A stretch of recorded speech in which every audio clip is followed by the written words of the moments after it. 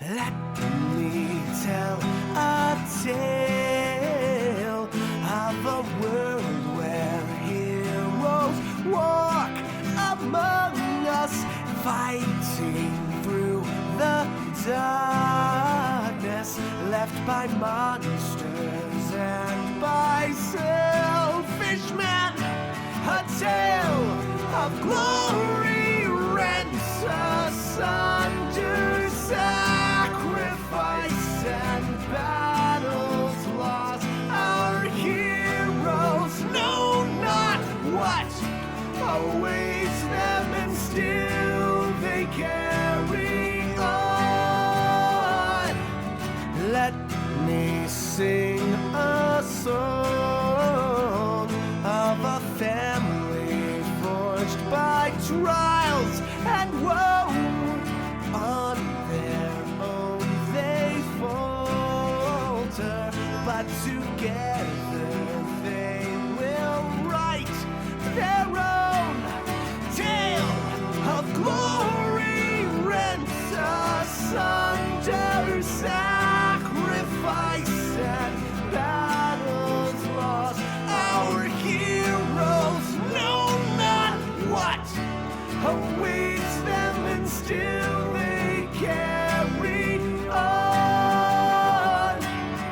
What was rent shall be restored. What was lost now shall be found.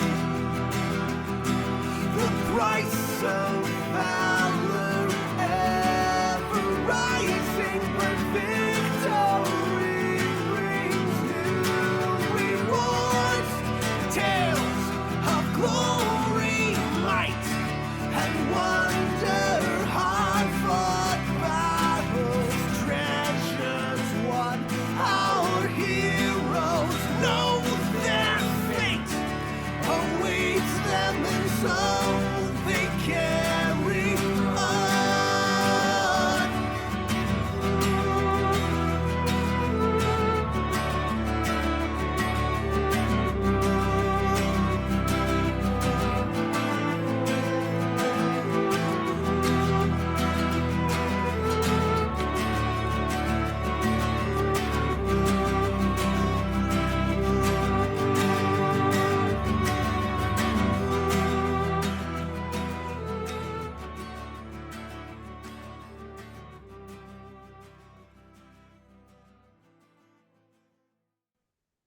Hello, and welcome to Ages of Einor presents the We Just Leveled Up and Now We're Ready to Go on a Road Trip to Candlekeep, where we may or may not be able to get in, depending on if we can find a rare enough book or not. 9th episode of Ages of Einor presents Baldur's Gate, Descent into Avernus. I am, as always, your humble stream host, and as not so always, your not dungeon master, Pixel. And I am pleased to present to you, if you could follow that from one end to the other, good on you. And yeah, as always, we're going to get into the game here in just a few minutes, but before we do, we have those usual housekeeping things as our folks filter in. So first things first, reminder that what you see on screen when we go to maps will be player perspective, so you won't have to worry about spoiling anything, because you can only see what our players can see. But if you do know this adventure, please be aware that our players will be in chat with you, so don't spoil anything. Robbie may have changed it anyway, so who knows. With that out of the way, secondly, don't freak out about the rules. Obviously, there's a lot of them in this game, and sometimes we make stuff up. So if we're like trying to remember how ruling is, and you know it and can put it in chat and we see it, we might check it. But if we miss it, don't freak out. Basically. And thirdly, of course, this is an open and welcoming space. We do try to keep the internet toxicity out of here. As I always say, never a problem with you folks, but in case there's any new people around, just don't be a wang rod, please. And of course, as a reminder, we do release the show on YouTube after each episode during the following week. So if you miss a whole episode or part of an episode, or you seeing this for the first time and you just want to catch up on the last 8 episodes or our other shows, you can find those on our YouTube page. And then, as always, we're going to go around and introduce ourselves, starting with Robbie. Hey everybody, I'm Robbie, your DocRobert, and I am your Dungeon Master for this game. We'll be playing everyone that these poor people have to interact with. God bless them. With that, I'm going to throw it back to Pixel as I go across the page in reading order. Well, hey there, gang. As we stated, my name is Pixel. Today, I will be playing Phoenix Brightgrain, the Dwarven Barbarian, and, just sort of general piece of crap. And you can also find me here.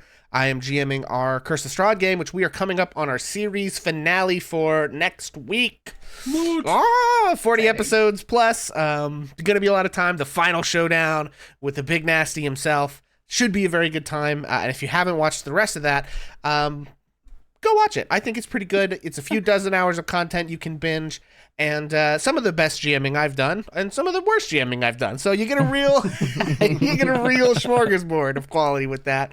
You can learn from my successes and my mistakes, and so that'll be a lot of fun. You can also catch me here on twitch.tv/hammer and pixel. We've been doing a lot of Minecraft. We're doing the new Elden Ring update with Bonus Mom. All the things. And let me double check. I forgot to remind everyone to tell us if they have chat inspiration or not. And I do not. Wait. Yes, I do. So I do have chat inspiration. And that's it. Thank you. Bonus Mom, go for it. I am Bonus Mom, and tonight I am playing Bonnie Mama, otherwise known as Boniface Montmartre. If you want a real name and you're writing on a check, so you send her $1 million, that would be good to know. So anyway, I do not have any inspiration, although I know I'm an inspiring person.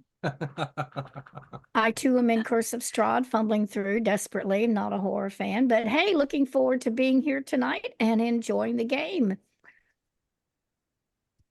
All right. Next up, McReese. Hi guys, I am McReese. Tonight I will be playing Raven LaFey, the Tiefling Druid, and I can be found moderating wherever Bonus Mom is, keeping her safe. Thank you, thank you, thank you. Cam. Sorry, chat inspiration, McReese? No, I burned it last session. Go for it, Cam. Hi, I am Cam, or Nora Mark, and as you can probably hear from this unusual tone of voice, that I am your local average British guy. Hi. You can find me here on Twitch at twitch.tv/no_remark. You can also find me somewhere in Bonus Mom's Tavern, usually hiding in the shadows somewhere. I am going to be playing the one and only Goblin Wizard Neil Boggs this evening, and very much excited to see what happens next. And I do not have chat inspiration. The first time I've actually remembered. Kaylee. Oh.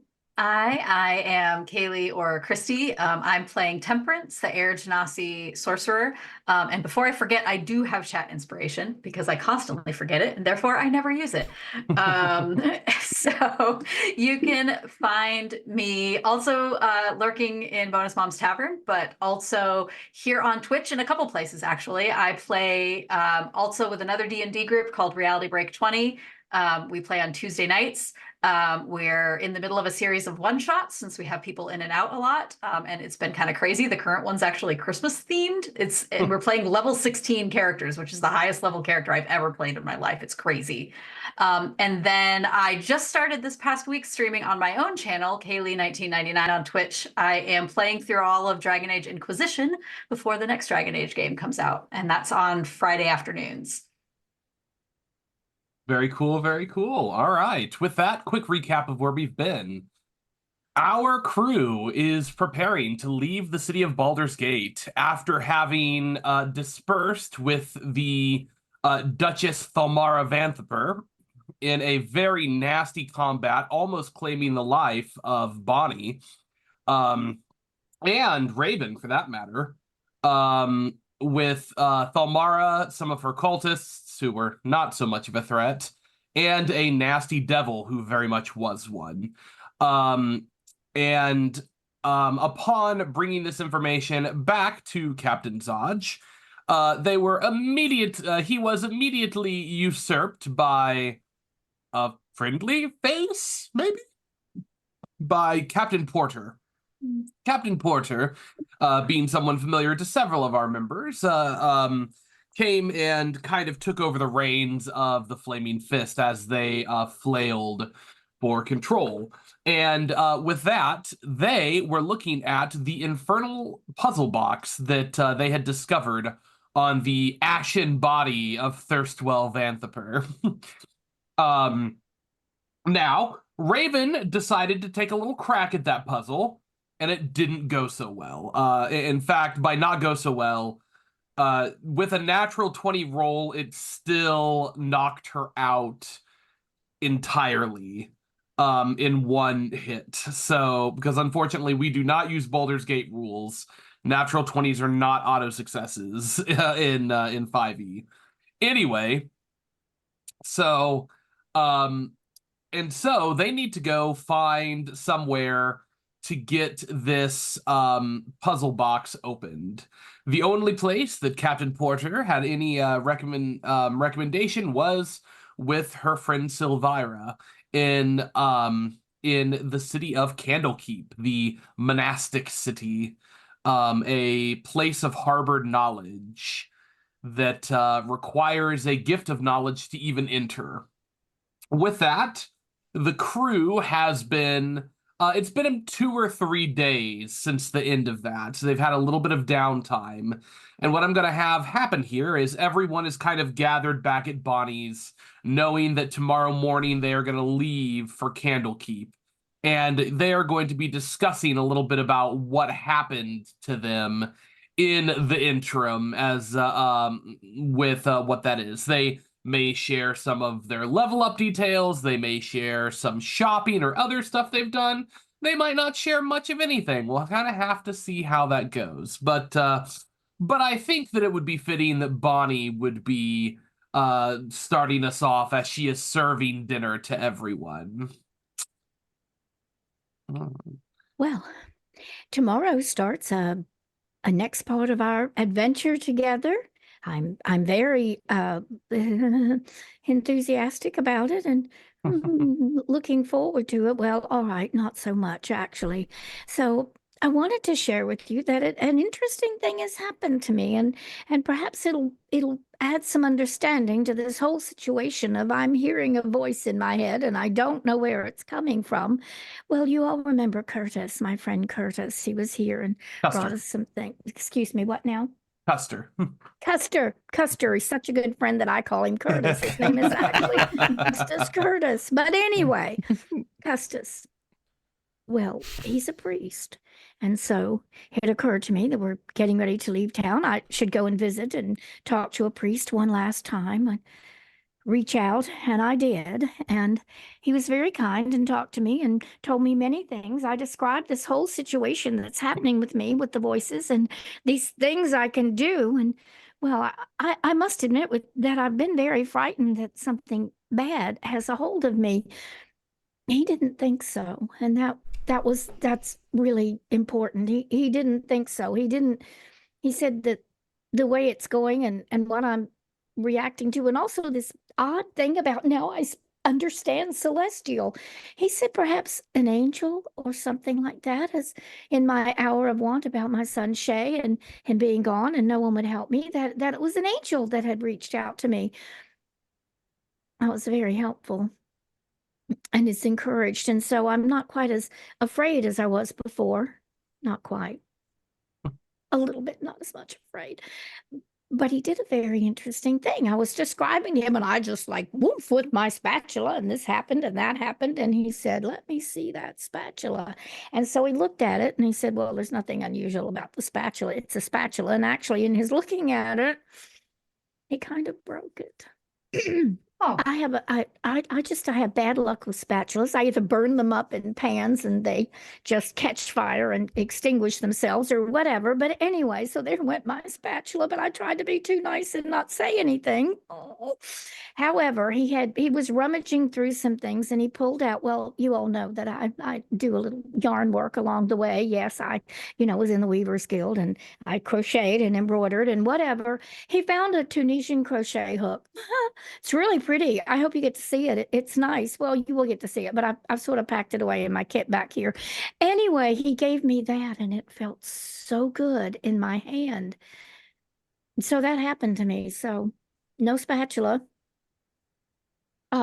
Amazingly enough, the Flaming Fist, in giving me my surprise, they just handed me all 50 feet of silk yarn, silk thread, silk string, whatever it is that silk is when it's not crocheted into a scarf. And so I guess I have something for my downtime. Yeah. That's pretty much my story. Oh, there is one other thing. So I thought, since I'm leaving town, I mentioned Shay. Well, Shay was my son. Kai Moore, Montmartre was my husband. He passed away many years ago. And I've always treasured the ring he gave me. The wedding ring was unusual. It's a pearl. And I've worn it. Here it is. You see it. I've worn it on a necklace around my neck. Well, I got it out before we were leaving because I thought, maybe I should take it. But it never fit me. My hands, the knuckles, you know how it is. When we age, you'll find out. I don't know if it applies to tieflings and air genasi, but it certainly applies way too much. Well, I couldn't get it on, but I was fiddling with it, just thinking about Kai and all the good times we had. Too few, actually. He wasn't with me for a long time. And it just slid right on my finger. It just slid right on my finger. Finger looks the same. Ring went right on. However, I still have it on a necklace around my neck. Here it is. You can see it. It's going away now. And that's what happened to me, and I'm ready to go. I'm feeling very good about it, actually. Kind of excited. I hope you all too. I hope everybody's getting rest and you're all ready to go. This is going to be fun. Well, maybe not so much, but we'll do the best we can. Let's just think positive, okay? And all of you do notice Bonnie's more manic energy. It is immediately noticeable. Raven is checking the sugar levels in the sugar canister. I'm not sure who would have been the first one awake. I would assume probably either Temperance or Raven would be my guess. But Probably. whoever was first awake, once you woke up, not only was Bonnie up, but she was halfway through breakfast and looked like she had been for a while. You don't know when she woke up, but she was bright and early. Let's just say for this, it was Temperance. I think that would That would make track. sense. Yeah.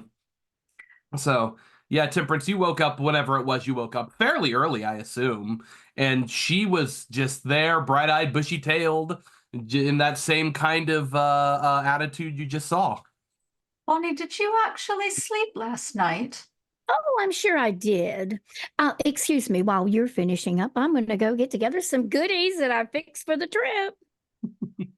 That's good. That your necklace does make me think, though. I went over to Sorcerer's Sundries to get that dagger, that ivory dagger that we picked up. I had it mended and actually got it enchanted. So that's kind of fun. But while I was there, they had this really pretty pearl earring, just single dangle earring. And they said it was magic and might help with some stamina, magic using stamina, and as we go. So I picked that up as well while I was there, and I'm quite pleased with it. It looks not dissimilar to your ring, actually. That's interesting. Oh, well, what a coincidence.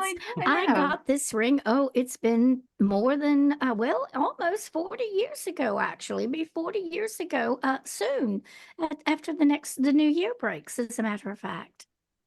That's fantastic. I wonder, I should have asked more at the shop about the history. I didn't think to ask. But that's interesting. But I have that, and then I have they fixed up the dagger and enchanted it, and you can see it's all mended, like where it was broken, and you can see the draconic writing on it much more clear. So I'm not much of a dagger user, but it should work a little better than the average dagger. So hopefully that will help in a pinch. In a pinch, in a pinch. We must all have a pinch of security. Yes, we must. And Raven, you also notice that she has another new piece of jewelry that seems to be almost tucked away. A necklace, very pretty glass vial that is sitting just delicately around her neck. And she will definitely not mention that one. So. Although you might see her like touching it every once in a while because it's new. Fiddling with it. She'll Yeah. notice it, but she won't say anything unless Temperance says something. Okay. Yeah. Raven, roll me a perception check real quick, just to see. Perception, not persuasion. Yep, please. I was talking to my dyslexia. That's an 11. I'm using Norman's dice. Well, that'll be enough to at least get you to see that it is a vial, and it seems to have some kind of red smoke on the inside. Just like almost like a snow globe, where when you shake it up, but it seems to be constantly moving a little bit. You can't see much more than that, though. She kind of constantly watches it because she thinks it's cool, but she's not going to bring it up. Mm-hmm. Now, in stark contrast, Neil looks basically exactly the same. He doesn't have anything that looks all that different about him, other than he keeps tooting on this little flute that that you guys found a little while ago. But you saw him pick that one up, so.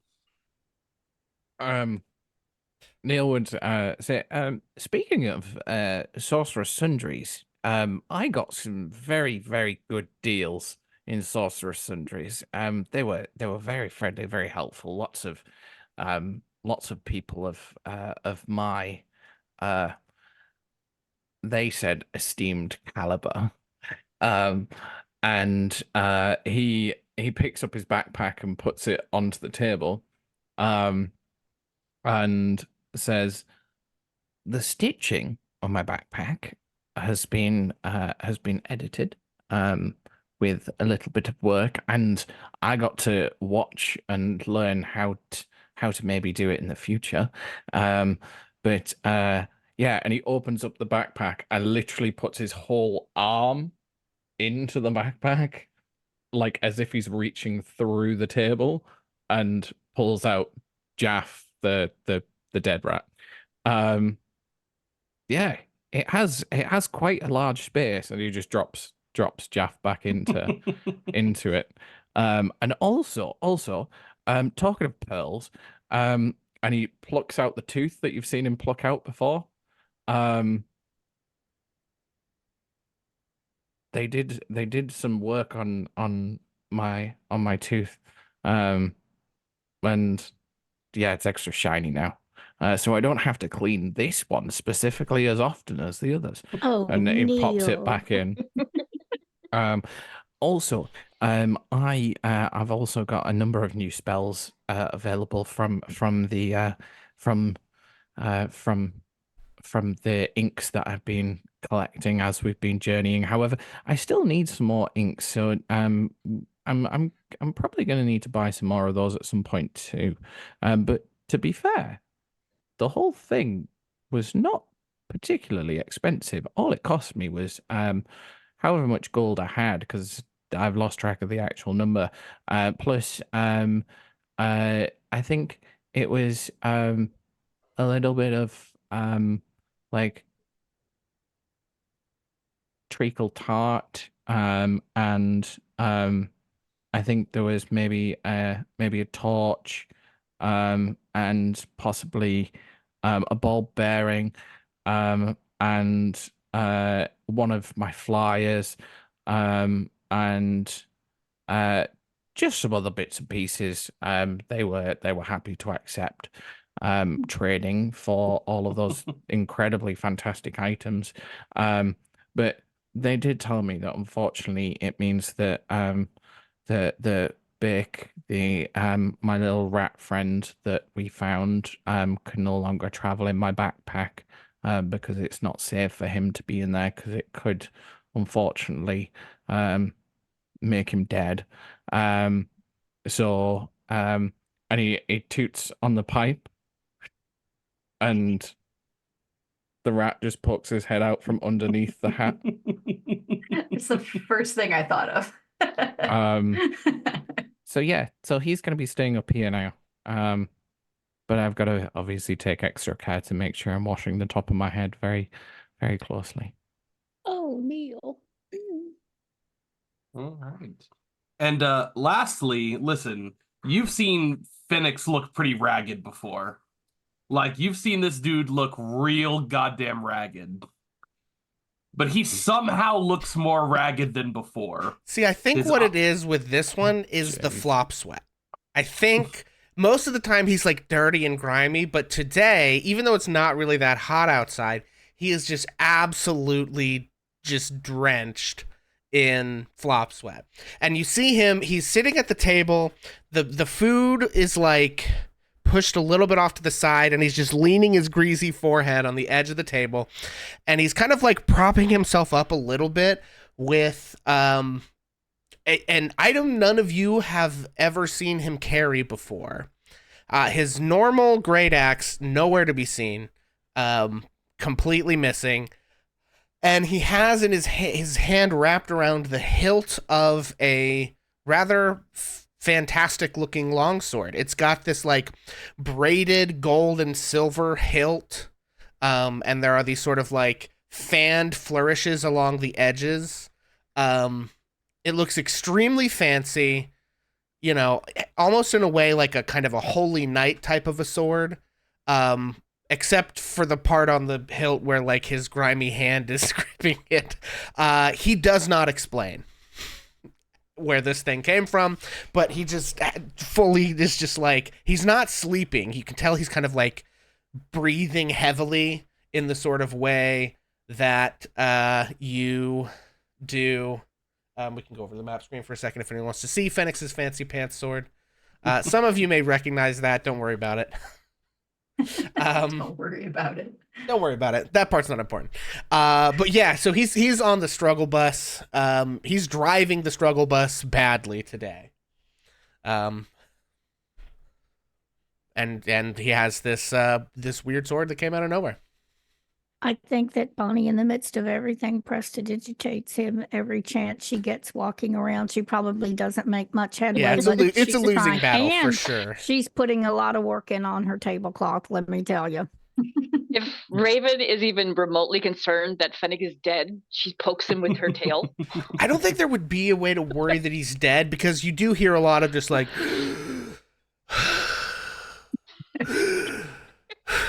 like he is, and like when the moments that he does like look up, his eyes are just like so bloodshot and like squinted. A lot of like forehead rubbing, but he's really just like smudging the dirt and the sweat on his forehead.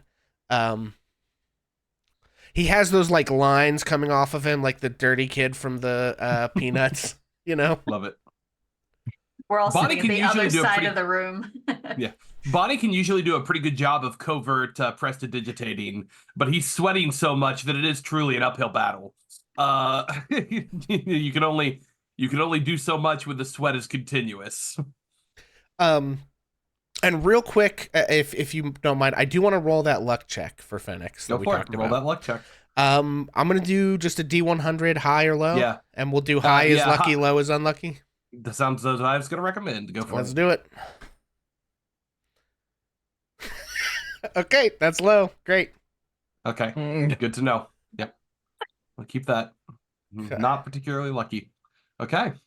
With that, Nope, I didn't react to temperance, but I didn't get to say what I got. oh, sorry, Raven, go for it. My bad. Because we share a room, temperance would have noticed there's a lot more work done on her back tattoo. The original tattoo it's a full-size back tattoo, dream catcher, with her ram's horns toward the top and dangling raven feathers at the bottom. There's more detail, more color, but specifically in between the raven's feathers, there are 4 tiny little charms. There's a gauntlet with an eye in the middle, a panther's head, a rose, and a griffin that are kind of dangling between the feathers. Her tail has also been pierced. She did look at a pearl, but something told her she just did not have any more room for another magic item. So she's just got gold rings kind of coming around the point of her tail. Everybody would have noticed that she's suddenly very talkative to the plants around the house. She's just having full-on conversation with the mums. You know what they say, mum's the word. Daisies are really chatty. Thank you.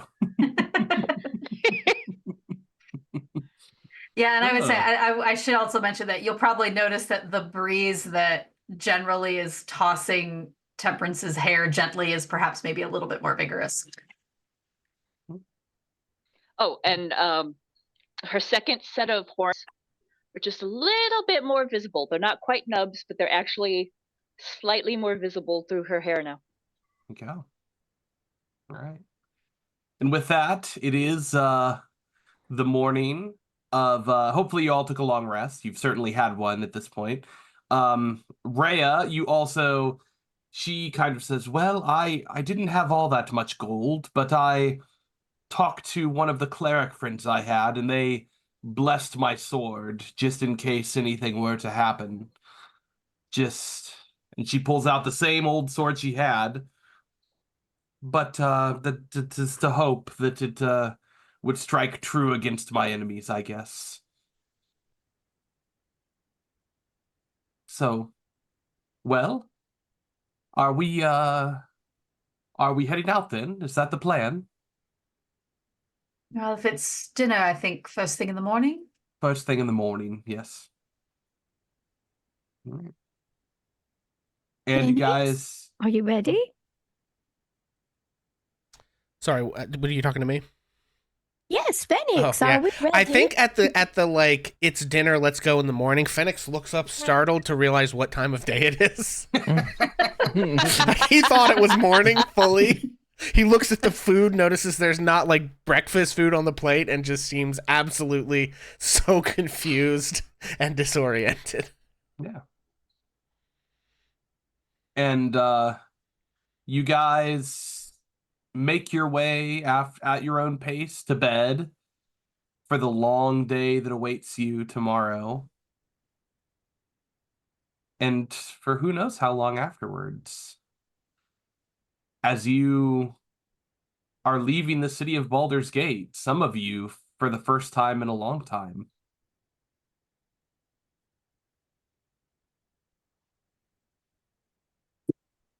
You guys get your long rest. Although to various degrees of restfulness. Raven, you haven't had a fully restful night since that day. You don't necessarily always have woken up as the Raven, but it has happened. And go ahead and roll me a wisdom saving throw to see if it happens this morning.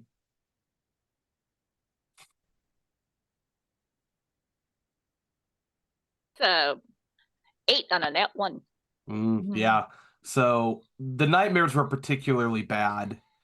You keep seeing the blinded face of the statue standing there. And in this one, you watch as the statue takes off its blindfold, stabs the devil, cuts down the cultists, and then turns and looks at you, saying, "Infernal creatures." And then as it started to charge, you woke up in your form. She'd be a raven in her bedroll. Temperance, you would have probably noticed the squawking. It's you've learned at this point to hear the telltale signs of when this has happened. Yeah. And you know it comes after the most fitful of nights. Well, Raven, I hope you're all packed in case you're not back to normal by the time we head out. I can carry your pack for a bit. She kind of bobs her head and bobs over to her. Because at level 5, I'm still not sure if I can fly yet. Not till level 8? It's either 8 or 11. Give her some scritches on the back of the head. Kind of flops around like Woodstock. But as that happens, you guys do hear some clanks and clatters as Bonnie is very apparently in the kitchen. Neil, are you up yet? I need you. Could you bring your pack down here, please? Neil, could you come help Bonnie for a moment? Neil walks up. You see Neil come down the stairs. Hat is like on but completely askew.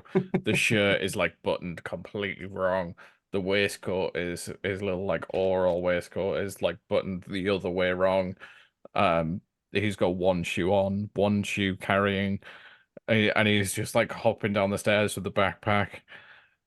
As he walks into the kitchen, he would see the remnants of where Bonnie has roasted an entire turkey and has put together, something like 32 turkey sandwiches all wrapped up in paper. She's got cookies. She's got muffins. From somewhere, she found some dried fruit, dried apples. There's some bananas and things, and she starts loading it all into his pack. There should be enough food for us there, all of us, for about 5 days. Thank you, Bonnie, dear. I'd also like to point out it's probably about 6:30 a.m. Bonnie, have you actually slept? Oh, I'm sure I have, dear. My goodness, it looks like you weren't quite ready to get up this morning. You know, the morning. There's just so much we can accomplish. That's my best time to talk to people. Sometimes I used to go by the Weavers Guild, for a couple of hours in the morning and just sit and just visit Neil's with face everybody. is just completely glazed over, like totally not ready for the morning. You see you see the rat poke its head out and then just immediately like kind of look and just head back in. Baker's not feeling it either. Phoenix is over in the corner, I assume. I don't know at what state of wakefulness, even with all this commotion. I think he's like on the chair still. So he's not leaned over anymore. He's now leaned back in what looks like the most uncomfortable conceivable. But you know what I mean? It's like when you're asleep in a chair that's not even designed for sitting in that long, and you just know when he gets up, like his neck back, it's just going to be like so stiff that he's going to have to turn at the waist for the next 6 hours. And he is just snoring horribly. Just like you can hear every flap of the back of his throat, just like, as he is noisily snoring away. It does not seem restful or helpful at all. He does look much cleaner, though, as though perhaps while he slept, Bonnie had unfettered time to clean him from head to toe, including behind his ears. You even notice as there's like a couple little braids in his beard that you are certain was not there before. It's amazing. Absolutely certain was not there. I now have chat inspiration, by the way. Thank you. As you guys all start to wake up and get your day ready, Bonnie serves you her breakfast. Temperance is going to be jotting in her journal as she eats breakfast. And as you eat her snacks, you can gain 3 temporary hit points because her proficiency bonus went up. Hey. Raven's bopping around the table, just kind of hopping along, eating whatever crumbs she can find. Phoenix does look in somewhat better shape today. There's less of the like leaning over and heaving, but he does seem like wince at loud noises and bright lights. After about an hour or so, Raven kind of snaps back to herself. On the table still, which is slightly awkward as it almost She sits on the table all the time. But I was going to say, I don't know that that's that new. Yeah, she just pops back and then crisscross applesauce and reaches for her hot sauce, which she's made sure to stock before they left. Temperance kind of absentmindedly hands her a muffin. Hot sauce. Ugh. I don't know if I agree with hot sauce on a muffin. Yeah, you're not gonna convince me on that one.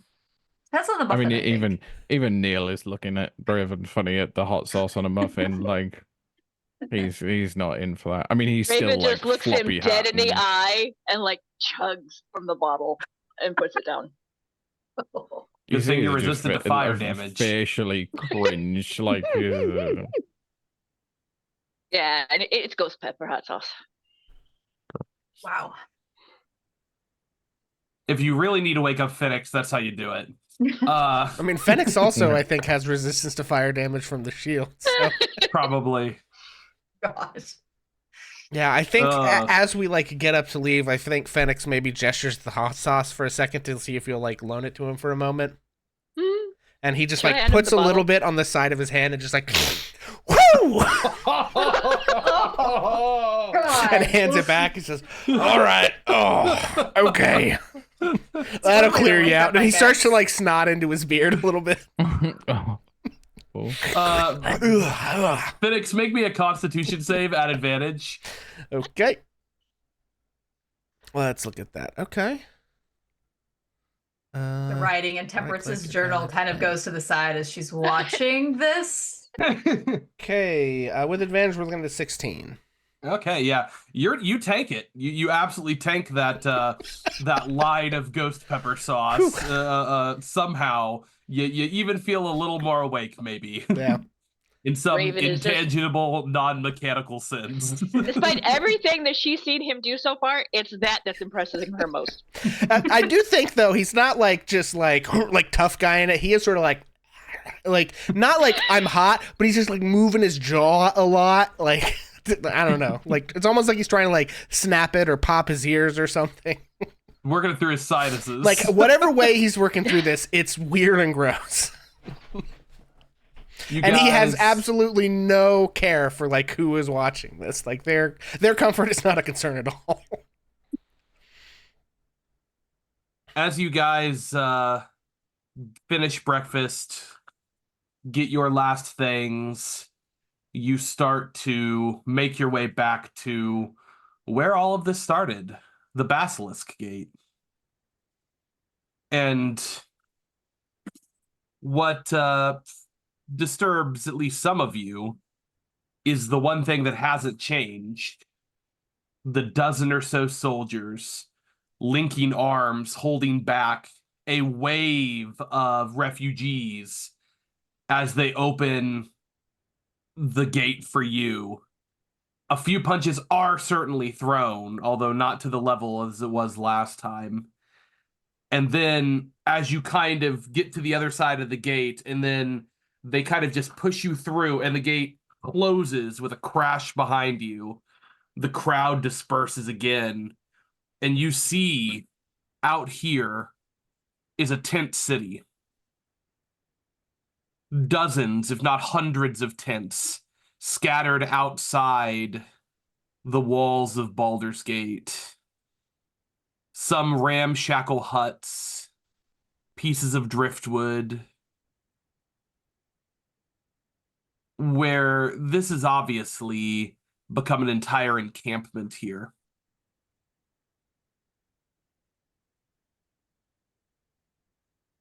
You can hear a child, age couldn't be more than 2 or 3, as they are crying. You're not sure whether it's of hunger or sadness or loneliness, want of a mother.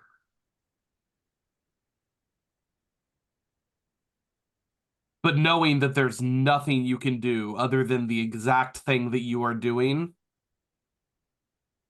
you start to make your way through the path. Are all these people from El Terrell refugees?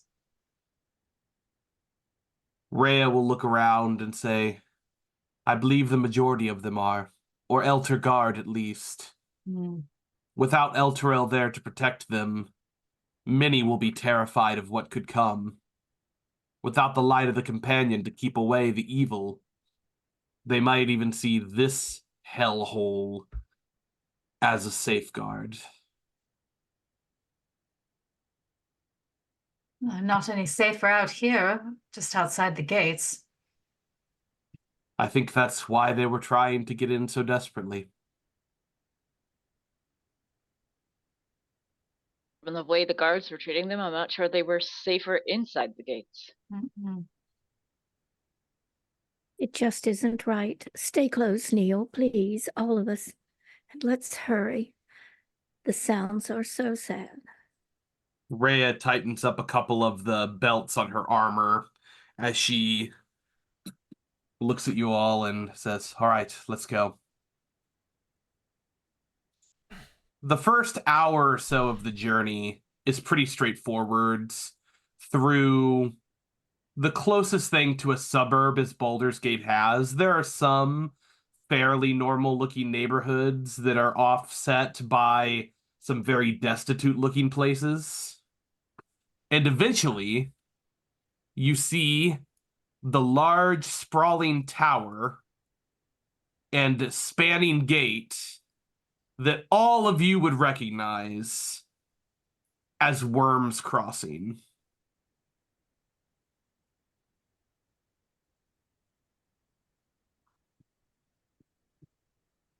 I do believe that the image is reversed here. Well, it's not reversed. It's just from the other side. Anyway.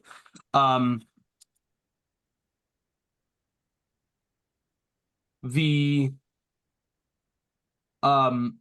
one side, the tower protects the entrance of Baldur's Gate on the Shanathar River and leads into a large, highly dense bridge that is constantly populated.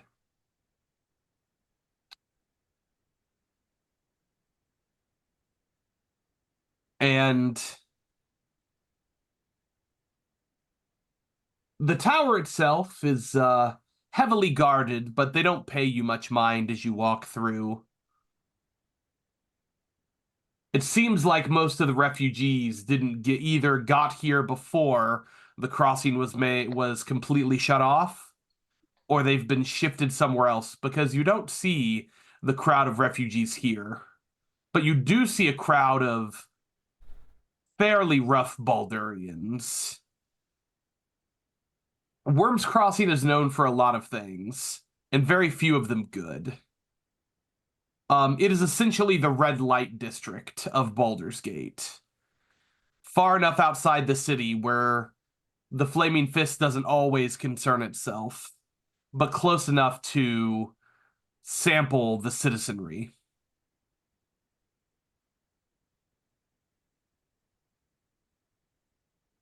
I think You Temperance guys would like pull her backpack a little bit closer and keep an eye on her purse. Coin pouch. And just in case, what is everybody's passive perception? 11. I'll just go around here. Oh. Phoenix, what's yours? It's 11, but also Phoenix does not have a coin purse. Okay. That was that Bonnie? luck roll earlier, in case anyone was curious. Perception is 12. Oh, excuse me, Raven, 17. Neil. Mine is 11, but I do have the alert feat. Okay. Well, then your passive is 16. Okay. Yeah. And then Temperance. 11. Okay.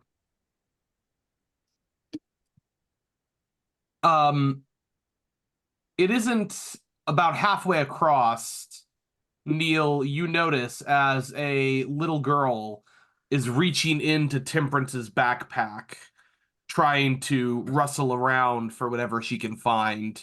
This little tiefling girl can't be more than 7 or 8 years old. I would just I'm assuming I'm probably behind them. I'm just gonna go, oi, kid. She jumps a little bit and then tries to scram. I'm gonna adjust density to slow her down. Okay. She gets very confused as she starts running in like $6 Million Man slow motion. I'm just gonna like run to catch up with her. Oh, no, please don't hurt me. No, I just need some food. We don't have money for it. Sorry, I didn't mean to scare you. It wasn't my intention. I know that looked pretty scary. I'm sorry. Goblins kill people. Oh, I've seen what they do. I used to live out in the Outlands. I kind of pull my hat down just a little bit. Not all of us do. Some of us are friendly. She's weeping at this point. She drops to the ground. You need some food because I have some food. She's inconsolable. Do you like turkey sandwiches? It doesn't look like she's even listening to you. She's too in her. I'm Does just gonna Raven- I'm just gonna Yeah, shout all of you for- guys would I'm have gonna noticed at this point. I'm just gonna kind of like I'm gonna go into the backpack to pull out like a turkey sandwich that Bonnie made for us. Turkey sandwich.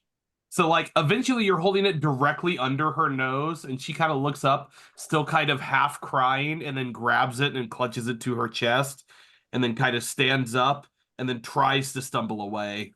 Raven Still, will get closer and kind of flick her hood back so the little one can see that she's also a tiefling. so currently she's not looking, she's focused on running away, unless you're stopping her. She'll I'm definitely call out like, in Infernal. It's all right, little one. We mean no harm. Make a persuasion roll. Ew. 12? It's enough for her to look back, hearing the infernal voice, being a little confused. And then she just says, I just wanted some food and I have it now. Thank you. Can I go, please? did you take anything from our friend's backpack? You see her shake her head no. Just because we've got a very important mission that we need to do. Can I just insight check just to... Yeah, go for it. That's fine. Yeah. That's a 9 total. Yeah, you don't know. Yeah. She's too hysterical. Her eyes are too red, ironically. What's happening, Neil? Why are you bothering this small girl? I just say to her in Infernal as well, have you got somewhere safe to go to? Yeah, I can go home.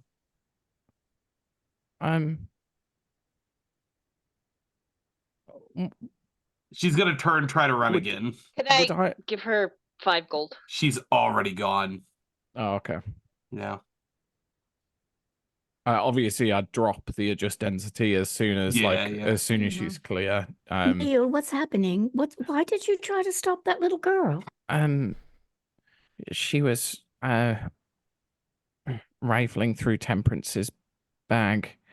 Oh, But I think she was just looking for food. Temperance, is your bag all right? You should check. Let me check. Is there anything missing? Nope. No, you give it a thorough check and all of your stuff is there. It seems like Neil caught her before she actually was able to swipe anything. Perhaps No, you I should think I've carry- got everything. Perhaps it might be awkward, but perhaps you want to carry your bag a little bit more in front, so that someone can. Yeah, well, maybe if someone who's maybe a little bit more perceptive than me stands behind me. But we should also probably try to get through here a bit faster if we can. Yes. Keep an eye on things, Neil. Very good job. You did so Yes, well. You thank see, you. you've awakened and perked up, and you're just doing great. I hope you don't mind. I give her one of your turkey sandwiches. Well, I think that was fine. However, if the entire family comes hounding after us, you're going to get hungry. You can That's a have one very of good mine, point. Neil, if you need. That's fine.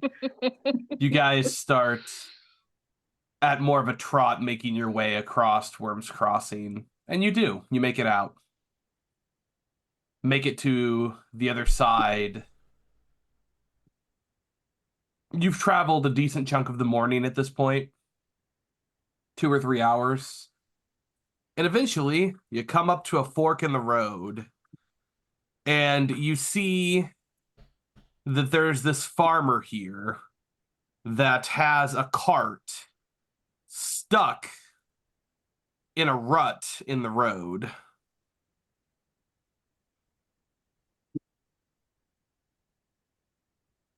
As you guys start to walk up the part, you see this farmer just kind of standing there. And he gives you a little wave.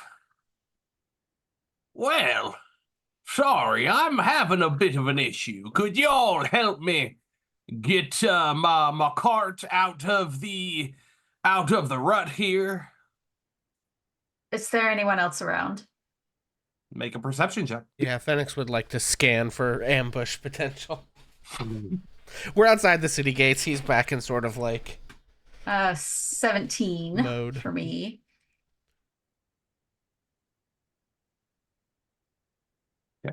That's only an Phoenix, what'd you 11 get? for Phoenix. Only an 11.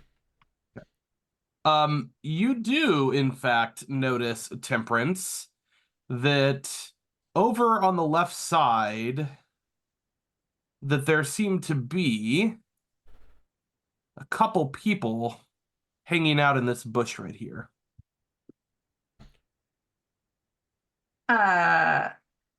Temperance is gonna point at Phoenix and message him on the left in the bush. At least 2. Yeah, and Phoenix she'll is- message everybody else as well, just to give him the heads up. With at least that heads up, Phoenix is going to try to nonchalantly put himself between the squishier. Yeah, feel free to people move and the yourselves a thing. little bit if you want to. Oh, and I should pop everyone onto the map screen so y'all know what's happening.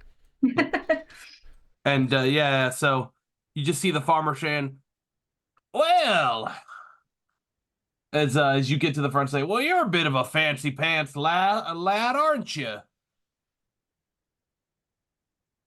Oh, go ahead. Cast Earthbound on these 2 and hiding in the bush. You don't know they're there right now. Only pointed them out to Phoenix. No, I messaged everybody else. Oh, you as well. messaged everyone? Yeah. Okay. Well then, let's go ahead, and that will take us to initiative. Give me just a second before you roll it. Okay.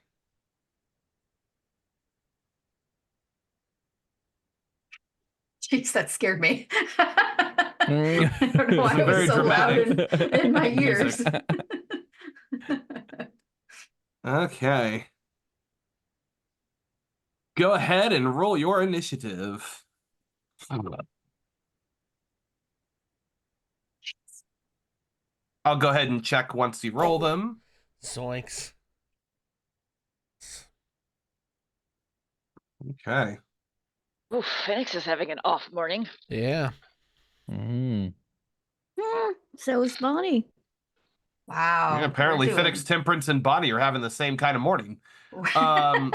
All right, Raven and Neil both got a 14. Who would like to go first? I think Raven was making first move, so Mm-hmm. we'll go with Raven. As long Rhea as that's okay with you. Rhea got a 10, and then Temperance, Phoenix, and Bonnie all got a 4. So please let me know in which order you would like to go. I mean, I just feel like, given the vibe of everything, probably Phoenix last. That just like seems to be the kind of moment he's having, but I'm open to yeah. suggestion on that. I would say out of the 3 of us, maybe Temperance would go first just because she clocked those guys. Makes sense? Okay, then Bonnie in the middle. Okay. Easy enough. Yeah, I think maybe for Phoenix what it is he's trying too hard to make it look like he's just going over there to find a place to take a whiz. And You got so he's like, he's not as quick on the jump of getting to the weapons. Okay. Yes, easy enough. Okay. As that happens, you see as this farmer, once rather tubby and looked weather-worn, as he starts to shrink, his features start to compress, his skin starts to redden, and 2 wings unfurl. Oh. A horn curls as you see a large infernal figure standing right there. Wow, I am way too close to that guy. You say that. As that happens, he immediately flies away from you. You can take an attack of opportunity if you'd like. Oh, sure. I will do that. I'll swipe at him with my new dagger. Do it. 13. Will miss. Yep, that's what I figured. And as that happens, he lands directly next to Phoenix. And he just says, "Give me the shield and I might let you live." Quick response from Phoenix. He moves his hands away from the front of his breeches and says, no, thank you. Okay. That's gonna stab I don't you with have the any money, spear. sir. 14, I believe, Mrs. Phoenix. Yes. With the shield now, his AC is up to 20. Okay. Well, then that's 2 misses as he stabs at you twice, once clinking off your armor, the other time you raise your shield to see it clink off. And he angrily grunts. Raven. Can we get colors on the 2 bad guys, please? You sure can.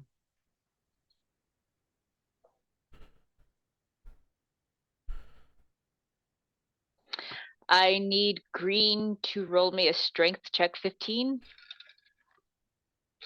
Okay.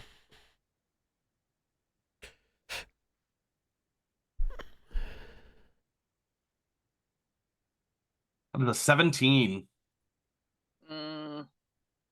Okay. Well, nothing happens. Okay. Bonus action, Shillelagh. Okay. And what were you casting? I was casting Earthbound. I was trying to Gotcha. Okay. root him in place. Neil.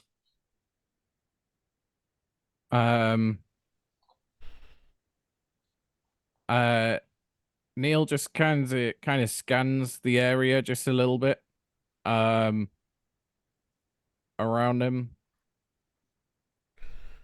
Pulls out the pipes out of his out of the little holster he's got on his side, and starts playing a little tune on these pipes, to try and see if he's figured it out right, to try and call forth a swarm. Okay, is that something you have I'm to just roll using for? one charge. No, so I can. It's actually a bonus action to call forth one swarm of rats with each expended charge, provided enough rats are within half a mile to be called in this fashion. So that's kind of why I'm scanning the area. So I'm hoping that this would be okay. There. Feel free to take your little swarm of rats, and you may place them where you like. They're over by Temperance. I'm gonna take them over towards red. Okay. Now, are you able to have a quick read of the pipes, the instructions? Yeah, give me a second. Because it does say cold swarms move towards the music by the shortest available route, but aren't under your control otherwise. Okay, so all that would happen is really they just like would gather at your feet and then just like climb around you, but wouldn't attack you necessarily. They would just be around you. So it Cleo then says, pops out like she's just walked into Golden Corral on a Sunday afternoon. let me just read that, because then it says, whenever a swarm of rats that isn't under another creature's control comes within 30 feet of you while you're playing the pipes, you can make a charisma check contested by the swarm's wisdom check if it is swarms. Ooh, okay. If you win the contest. Right. Sorry, I'm just quickly reading. Yeah, I'm pulling it up. Okay.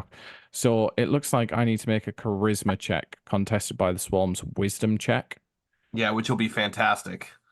So my charisma is -1, so this could be horrific. Okay. Go for it. Make that charisma check. 15. Okay. They rolled a nat 1. Perfect, which means that they now become friendly to me. And which means that I can then continue to play the pipes as my action, and command the swarm. So okay. yeah, I'm gonna go ahead. So just so you know, it was a bonus action to bonus summon action the to swarm, summon. an action to make that check, and then on subsequent actions you can command them. Right. Okay. Okay. Doc. All right. Perfect. Thank you. That Rats. will bring us to Rhea's turn. Rhea is a very simple woman, and she saw a big devil-like thing, and she wants to stab it.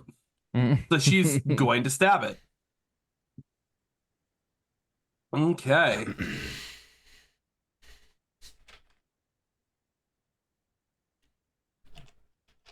Right. She is also going to blow a spell slot on Wrathful Smite as she swings her embittered sword and still misses, but she gets a second attack because it's level 5 Level 5. and Level misses a 5. second time. Oh, Yay, no. Rhea! Okay.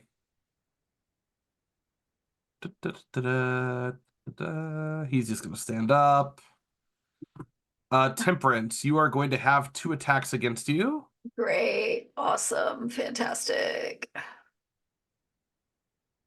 That's only a 8 That and a misses. 15. The 15 hits. Because I did not cast Mage Armor yet. All right, that's 4 points of slashing damage. Okay. Phoenix, 2 attacks against you. Okay. They don't have advantage for probably the only time ever. Okay, both of those miss. And then 1 more attack against Phoenix, which does have advantage. As a crossbow bolt whizzes by, narrowly missing him.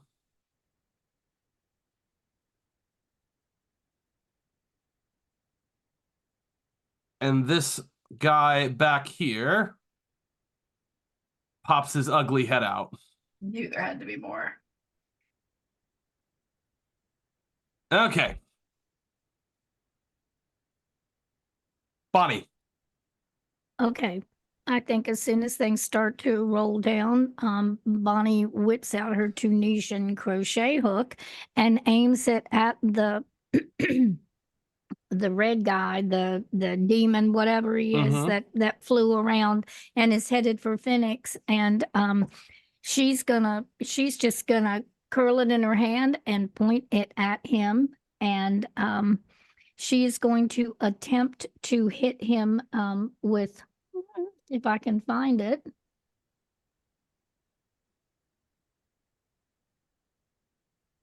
I'm in the wrong place. Sacred, don't I have Sacred Flame? You do have Sacred Flame. It would be a dex save on his part.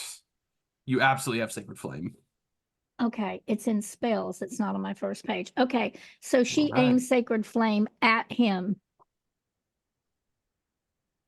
Okay, and that is a fail. Go ahead and roll that Okay. damage. Okay. As this flash of bluish light comes up around his feet. Okay. And what her Sacred Flame now looks like is like the red silk string that she had comes flying off of that hook. But as it leaves the hook and moves out, it looks like silk string at the crochet hook. But as it travels, it turns into what looks like silk flame, red flame, and blasts into him I too have for, played Yoshi's Woolly Worlds. for 10 damage. Nice. Not bad at all. Yeah. And does it look as though he got all that damage? It does look as if he took all of that damage. Okay. And then Okay. Which guy was Okay. that? that was the demon guy beyond Okay. Phoenix. Okay. Yeah.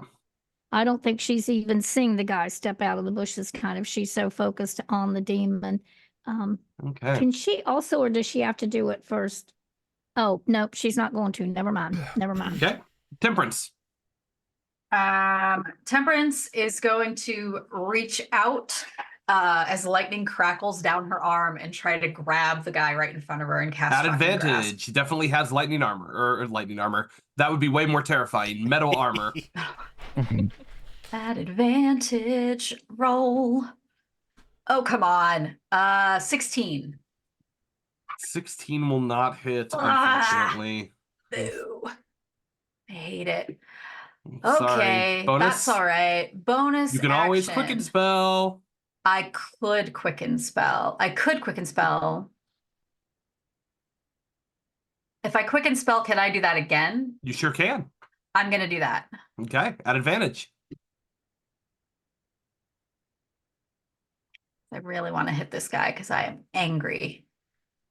19. Will absolutely hit. Okay. So I imagine, so she tries to grab him. She like grabs the leather part. And she's like, damn it. And so she grabs his shoulder. Yeah, with the other hand. Yeah. And lightning crackles down her arm. Oh man, that's 15 damage. Ooh, I rolled nasty. really high for damage on that. Yeah, you see it crackle through him and it's kind of stiff for a moment. Does he lose reactions? Is that what that He does? loses too? reaction. Yep. Okay, good to know. So do you want to move? That's exactly what I want to do. Okay, feel free. 20, I'm gonna move back here. Yeah, as you see him like try to do something, but unsuccessfully, as he has essentially been tased. Okay. All right. That's action, bonus action, movement, Phoenix. Bonus action, Fenix is going to go into a rage. What? I didn't guess that. Once Amazing. again, I think this time, Phoenix just sort of gets like a little bit of a smile on his face as he starts this fight. And he's going to reckless attack twice with the longsword, one-handed, So- keeping the shield up. And as that happens, you see as he starts to swing his sword, you see a little wreath of fire start to appear. Because the shield can do this on its own. Oh boy.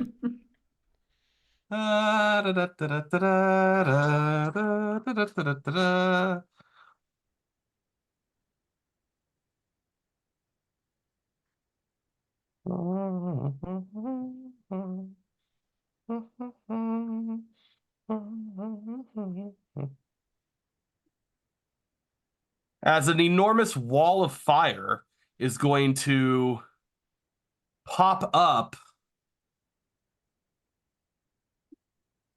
right around them, boxing them in. And they will also all have to make saves. Does that still take the 2 charges it would have taken if I did that on purpose? Nope, Oh. because it chose to do it. Oh boy. It's even better. It is just listen, if you were wondering whose side it's on, it's trying to make itself clear. Okay. No charges necessary, and you still get to make your attacks. Okay. 2 sword attacks at advantage against the red guy. You got it. Okay, number 1, 16, blat. Number Will not 2, hit. 18. Will hits. Hooray. 4. All day 9 slashing damage. Okay. You already used your bonus action, which means we are at the top of initiative again, and this man has to make a save. I also need to look up Wall of Fire. Yeah, I think I'm gonna have to make that save too. It's not within 5 feet of you. I thought it was 10 feet. If Also, so, isn't it? I'll check here because he would have placed it Because very I think, strategically. I mean, that's 5 feet right there. No, it is 10 foot. Okay, yeah, he would have moved it. Okay.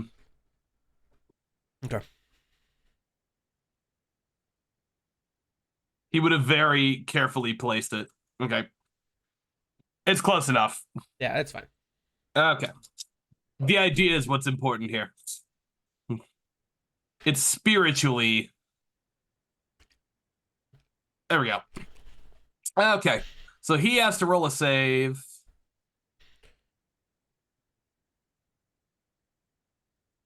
Okay, is that Constitution? For Wall of Fire? I would think Yeah, Dex. dexterity. Well, that's not as good. Well, he fails on that. Well, that's a lot of damage. It's almost like that's a high-level spell. Okay, so that's 5d8. Oh, no, that's... Yep, yeah. Cool. I'll roll it with Rhea so y'all can see it.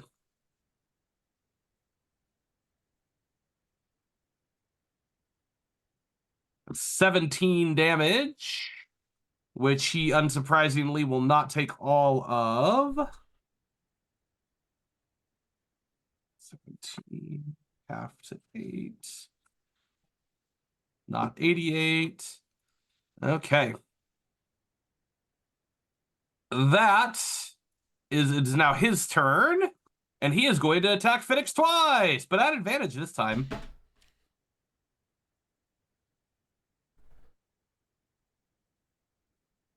That is a natural 20. Whoa. That's unfortunate. Mm.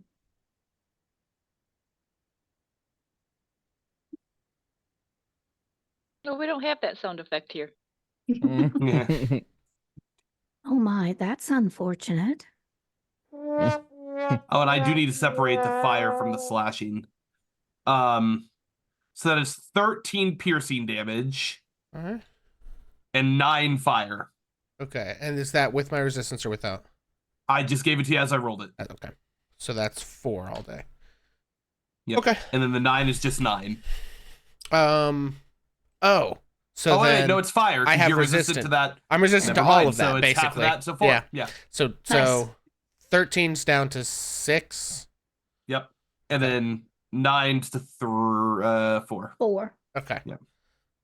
Second attack advantage. It does hit, but not a crit. Okay. Okay, so I don't need to separate out. Okay. That's 8, half to 4 damage. As you see him stab Phoenix twice, once pretty nastily. Okay. Sorry, Raven. I'm trying to redo all the math in my brain because I had 3 temp hit points, so then, I'm all like, good. okay, so we're back up to 55, but then it's really 58, and then we take this. Okay. We're good. I think I'm in the right spot. It's close enough. Perfect. Moonbeam on the devil. Con save 15. Got it. Nice. And I'm going to send Cleo over to Temperance. Rolled a 17 on that con save. I believe still takes half damage. Remember, Cleo cannot attack, but can only deliver touch spells. I know. Oh, I was gonna say, I hope she's not attacking me.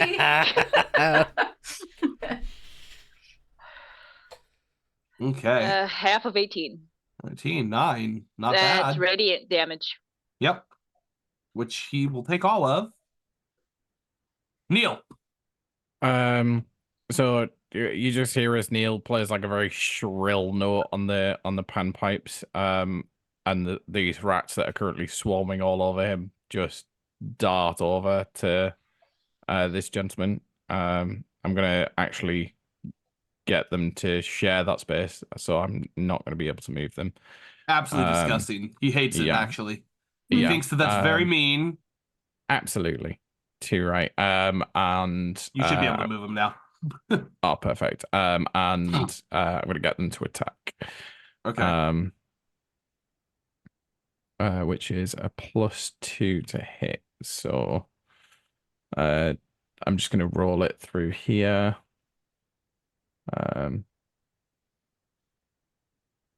That's 13 to hit.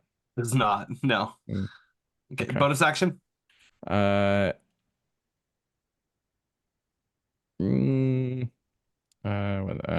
gonna just do a measurement just quickly. Yep. Will I be able to make it over here to these bushes? Movement wise, is this like?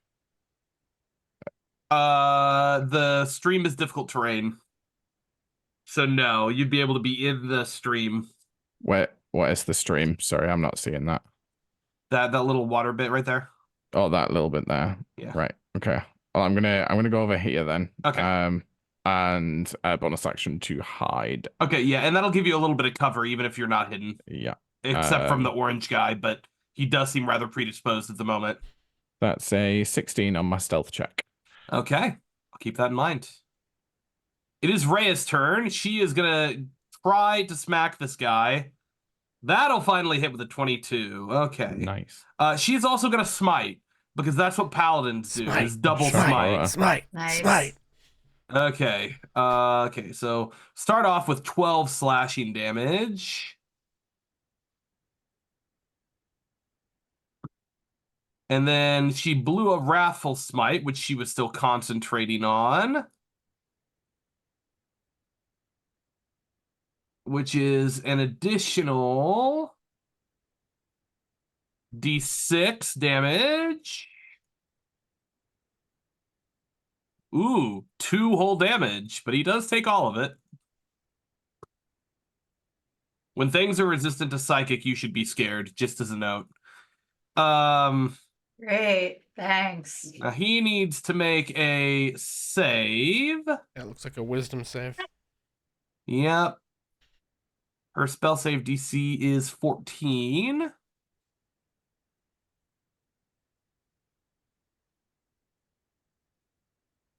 Ooh, that is a 17. He does succeed, so he is not frightened.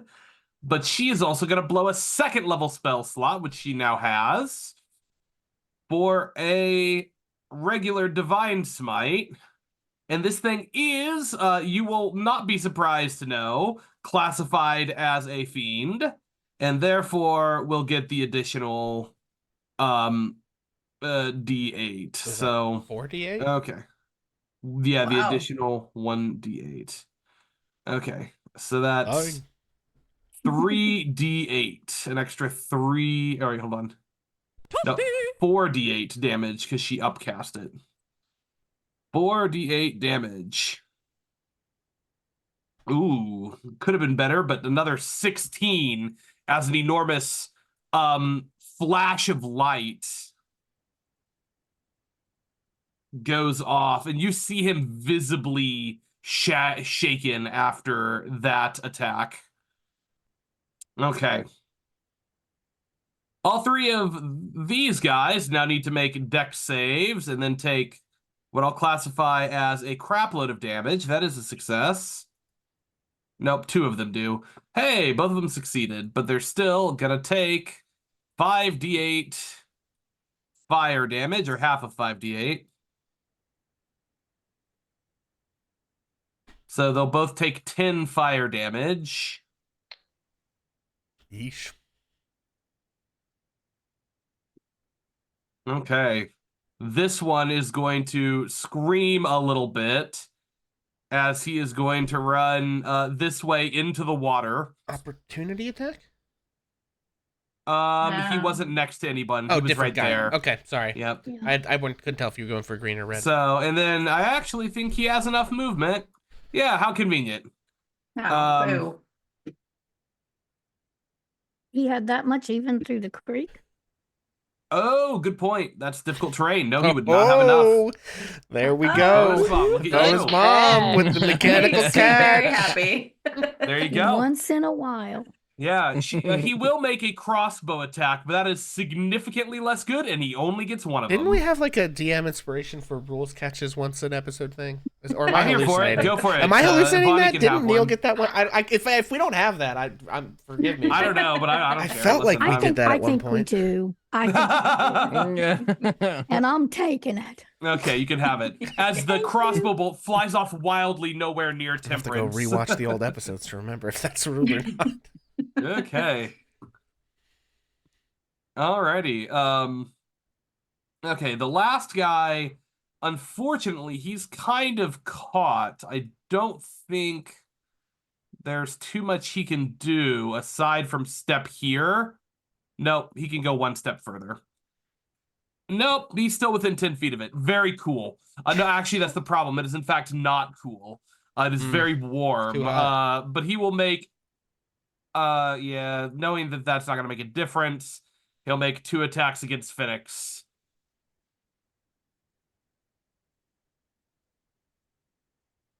Okay, that's a 14 Miss. and exactly a 20, so that will hit. That will hit. I rolled the wrong damage die, so ignore that one. I didn't see it anyway. Oh yeah, I have those on roll private. So 7, half to 3. See, they're not using their shield. They have two hands. They're using theirs with 2 hands. Okay. Last guy is going to take an action, making melee attacks against the swarm of rats. So let's see. It'll be the same to hit as his longsword. That's an 11. Does an 11 hit the swarm? It does, yep. Okay, then they will take 4 points of bludgeoning damage. Okie dokie. As he is going to attempt 5, 10, 15, 20. No, 5, 10, 15, 20, 25. And that's as far as he can get. Well, the swarm's still there.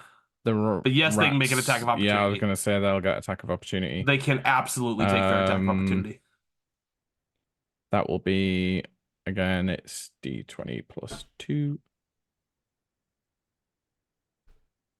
That's 15. 15 will not hit.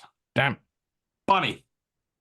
Well, Bonnie, seeing that what she did the last time actually did do the damage against the fiend guy, she is gonna place Hex on him. Okay. Which is a bonus action, right? So Yep. she's going to place Hex on him, but then she is going to hit him again with, if I can get my cursor here, with another Sacred Flame. Okay. I think And the hex that- damage the requires an attack roll, doesn't it? Oh, Nope, does it's it? every time you do damage, I believe. Now, wait a minute. Let me look at this. I don't want to mess up. Are you saying Hex? The text does seem to say when you hit it with an attack. Mm. Okay. It's a spell attack. It's still a spell attack. It's just called a spell attack. The same way that Eldritch Well, Blast is but a spell attack. Yeah, right, but Eldritch Blast has an attack roll. I'm gonna count it. I don't All care. right, hey. Well, I can change Better it. for her. Well, whatever. No, He no, says I no. can Go do for it. hey, he's the GM.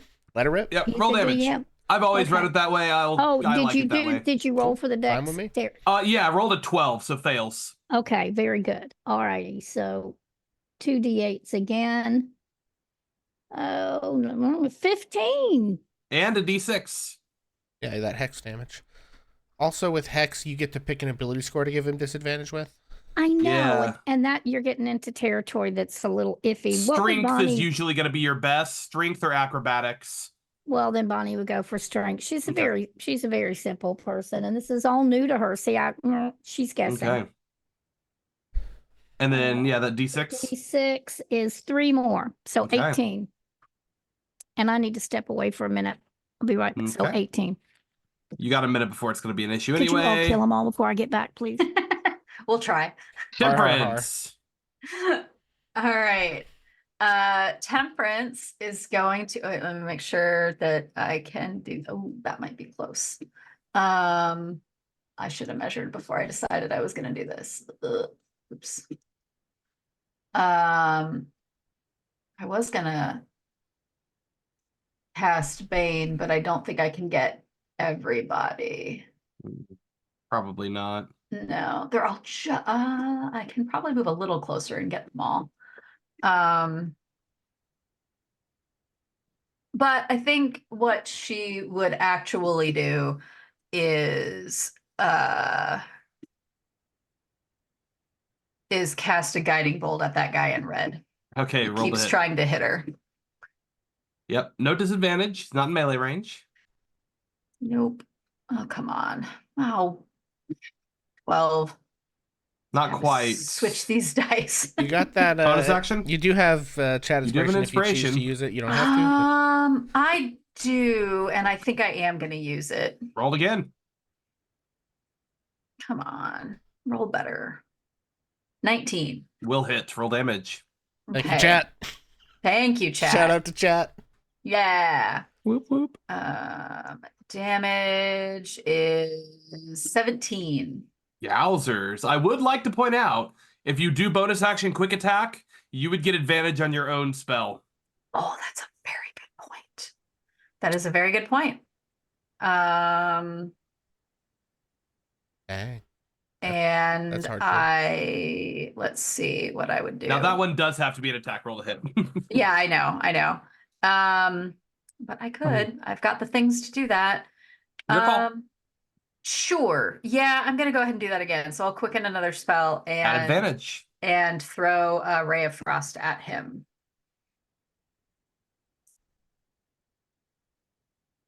Come on, actually.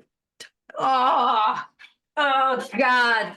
That At sucked. advantage? Oh my god. At advantage. It was a 2 Wow, and a 1. that was not meant to hit. That Ooh. was Dang. unfortunate. That was a waste. Mm, And I That am is very tough. unhappy about Stinks. it. Well, what you guys see is this bolt of yellowish red energy emerge from what looks to be Temperance's chest as she grips something, and it just hits this guy square in the face. And the other bolt starts flying off, where she was seems to be slightly surprised at how effective that attack was, how much it hit him for. Okay. And then I'm gonna run away again. Phoenix. Oh. That's I think Phoenix is just gonna let the fire kill the other guy and focus attacks on the big guy. So 2 more. Longsword attacks with advantage, and then the bonus action spike attack, which probably won't do as much, but okay.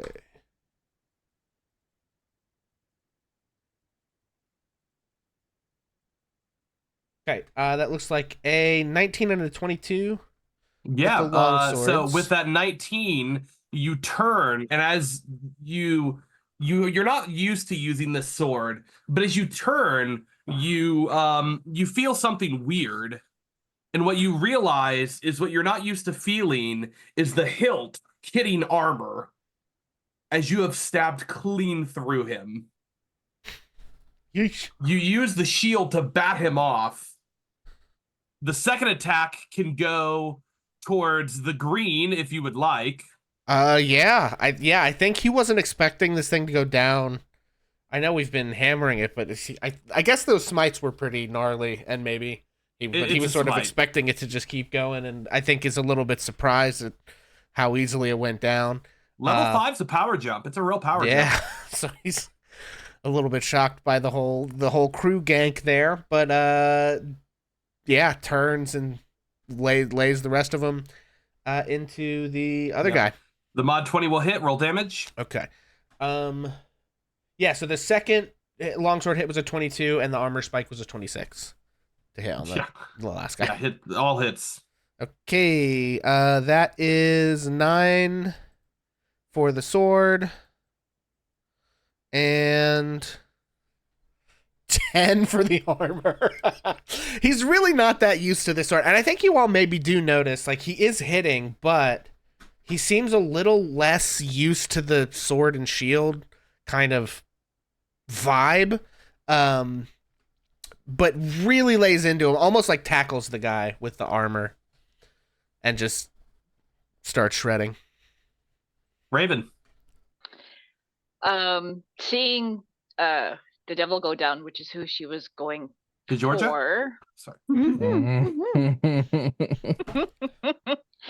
she is going to use her movement. If I can pick the button, there we go. To get closer to orange. Mm-hmm. And then bonus action, Eldritch Maul. Okay. So as a bonus action, you can empower the tattoo for 1 minute. For the duration, each melee attack with a weapon or unarmed strike can reach the target up to 15 feet away from you. In addition, your melee attacks deal an extra d6 for damage. So she is going to take a swing with her staff. Yeah. As you watch the black tendrils of her tattoos wrap around her shillelagh, and she smacks almost like a whip with them. 19. Will hit.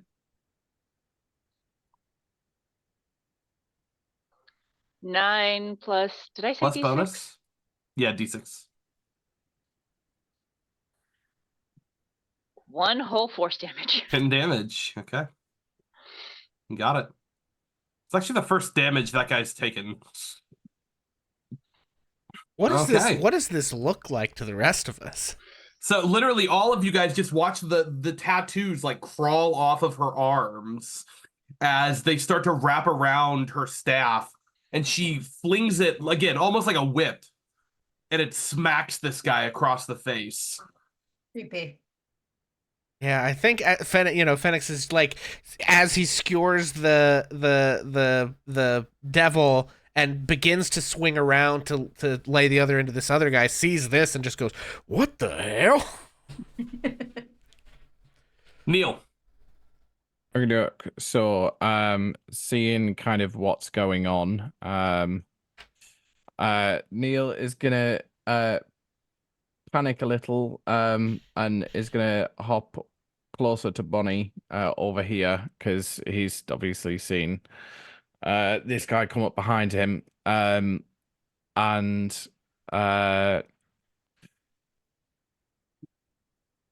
he's gonna just say, I don't know what these are gonna do. I just puts the panpipes back on his waist, which means that you now have control of the swarm of rats as a DM. Okay. And he just shouts over to Phoenix and says, please don't vomit. And he just whaps through the spell book, and casts haste on Phoenix. Is haste a touch spell? No, 30 feet. You got it. As Phoenix, this is a feeling that you've had before. And it's not usually from haste spell, it's usually from illicit substances. Yeah. Yeah, I do think there's this like moment we see like two different sets of synapses deep in Phoenix's brain connecting. The first set just flashes him briefly back to to like probably one of the days that he lost during the downtime. Like he basically, after Neil got done with Phoenix went on a several day long bender. None of you had heard from him for several days until he showed up heaving at dinner for Bonnie's. So we catch like just a brief moment of one of Phoenix's lost memories that jolts back into him in the second. And it definitely is him like, taking some spiked something from somebody, and then, but then I think we also maybe jump even farther back to some previous battle he's had as an adventurer many, many years ago. And there's just like a slim elven hand that just like touches his shoulder and imbues him with this same spell. And so we see those two sets of synapses connect one after the other, in a slightly disorienting way before Phoenix kind of like shakes his head and resumes the fight. Okay. It is Rhea's turn. She is going to step up and make 2 attacks.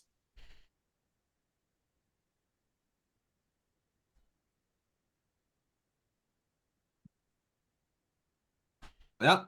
25 will hit. 17 will not. It's 9 slashing damage. And she's going to tank the attack of opportunity because she doesn't want to be hit by fur. Hellfire. Oh, that will hit. As she runs away, he slashes at her for an additional 7 points of damage. I believe I can take a sentinel on that as well. You can. Let's do it. I don't think I have advantage on this though, right? Just the regular. Correct. Yeah. We're looking at a dirty 20. Nice. Roll damage. All right. For 12 damage. As you once again. You whip and you see his head roll. Yeah, it's like he goes for Rhea and Phoenix just whips around to decapitate. Okay. It is now their turn, and both of them are taking full dash actions to run completely away. Is there anyone following them, trying to stop them? With that haste, I think I have 70 feet of move speed. Yeah, it doubles your movement speed. Oh my god. I'm not wearing heavy armor, but it's medium, so I have the barbarian extra 10 feet, so Yeah. Yeah, well, it doubles your movement speed, and it allows you to do an attack action and You can dash. take an additional dash action as your additional action. yeah. So you could probably get one of them or try to if you wanted to. Which one of them actually? So one of them dealt damage to me. Who did the other guy deal damage to? Neither of them have really hit anyone, honestly. No, I the think red one of them guy hit hit Temperance me. once. Yeah, Yeah, the red guy hit Okay. Temperance one time. Oh, and the other guy, the orange guy, shot at me, right? Yeah, but he missed. You may not even have noticed it. Yeah. Also, you know the swarm of rats will be in the direction that he is as well. That is true. By the way, the wall of fire does dissipate as I they. almost want to no. Yeah, no, I don't think he chases him down. Unless people are telling me to chase him down, I think Phoenix is. He doesn't see that it would be dangerous to chase the guy down, so it's like, all right, well, whatever. And as they run away, we're gonna take our 5-minute break. Cool. Dun, dun, dun. Alrighty, folks. It is. We'll say it's 8:45. We'll be back at 8:50 Eastern time, and we will catch you guys in a couple of minutes. Let me tell a tale of a world where heroes walk among us, fighting through the darkness left by monsters and by selfish men. A tale of glory rents asunder, sacrifice and battles lost. Our heroes know not what awaits them, and still they carry on. Let me sing a song of a family forged by trials and woe. On their own they falter, but together they will write their own tale of glory rents asunder, sacrifice and battles lost. Our heroes know not what awaits them, and still they carry on. What was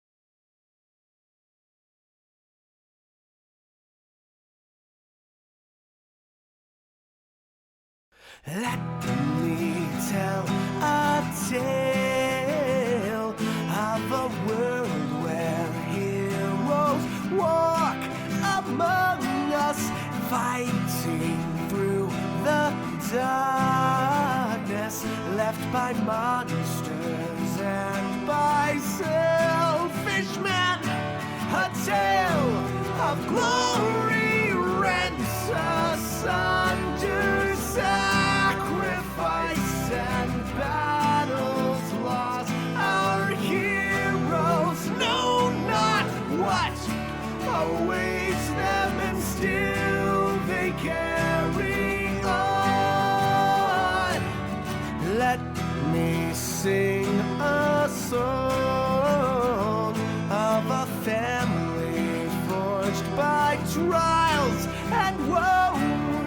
On their own they falter, but together they will write their own tale of glory, rents asunder, sacrifice and battles lost. Our heroes know not what awaits them, and still they carry on.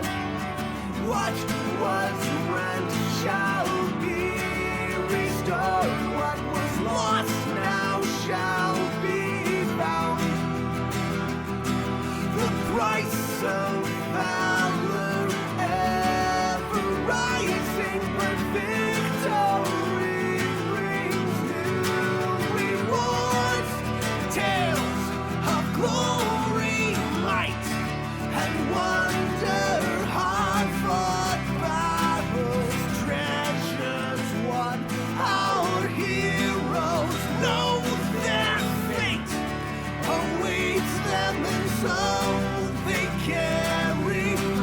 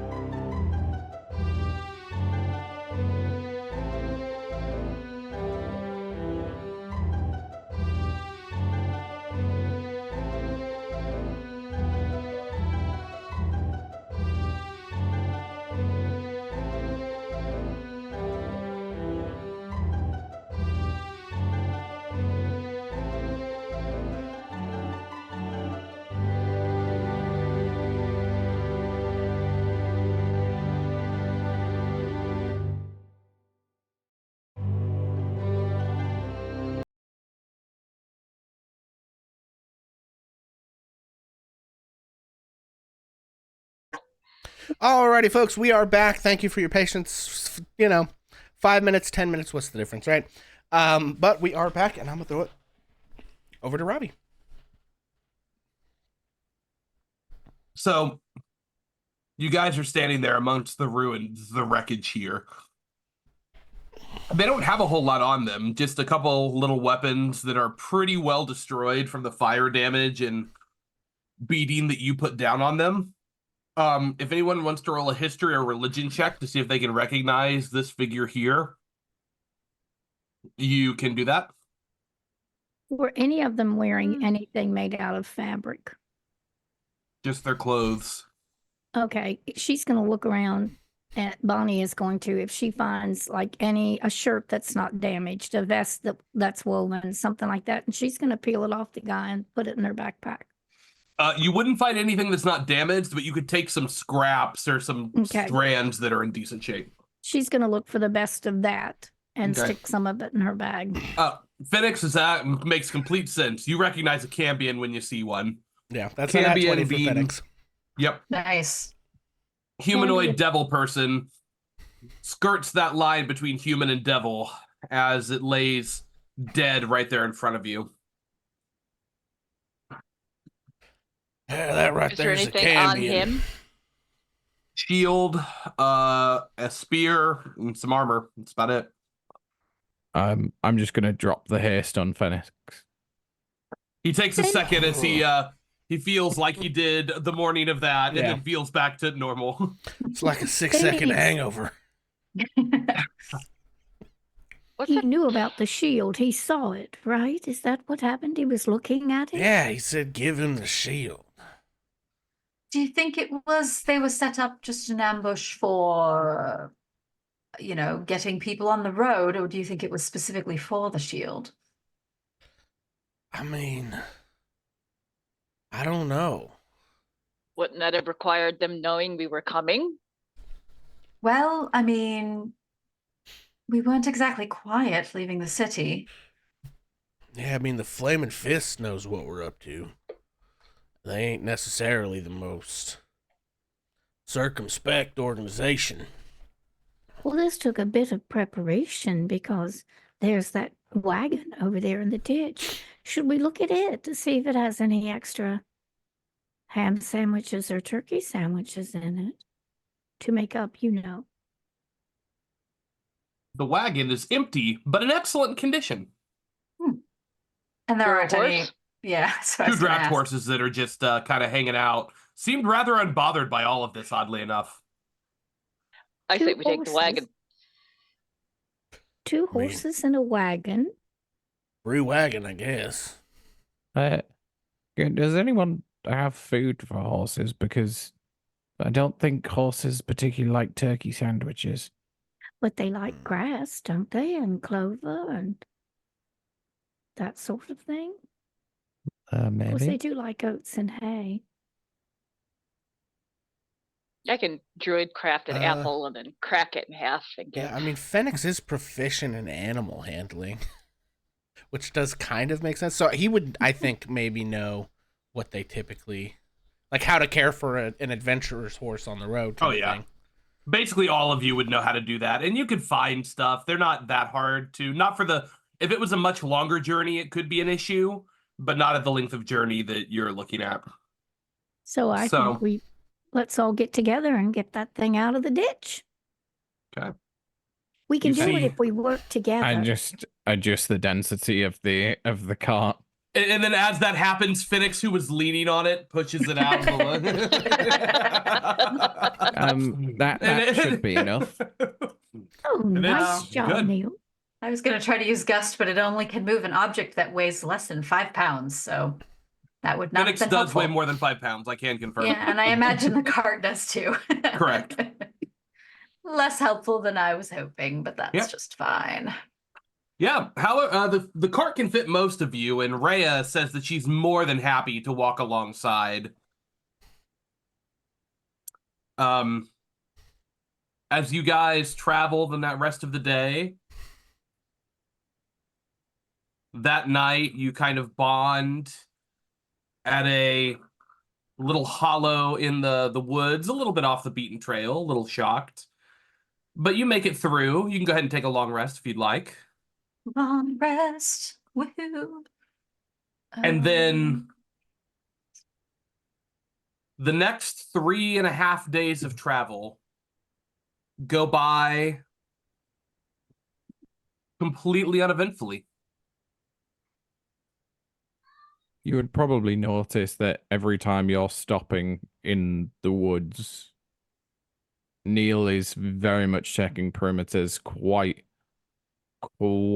significantly. He is very determined to clear out perimeters. He is checking over everything. He's very eyes open, eyes around, walking perimeters. That Neil seems quite bodyguardy in this kind of situation, which is not really what you've seen of him so far. I think Temperance would definitely notice because she is definitely sticking close to the fire and not going out into the dark woods unless she has to, as much as possible. Well, Bonnie is painstakingly taking all those fabric scraps apart and making strings out of them. And she pulls a bodkin out of her purse and her backpack and is actually starting to do a connection of the threads. It's actually called a Russian knot, and it weaves the yarn together so that she can make more string. And she's working with her Tunisian thing, and she is crocheting something. And it keeps getting bigger every day. Raven will be hunting and gathering berries, nuts, things to make teas. It's easy enough to find. Phoenix one day at about 3 a.m., having partaken from your alchemy jug quite liberally. Sure, of course. You wake up to go to the bathroom, and you see Bonnie crocheting away.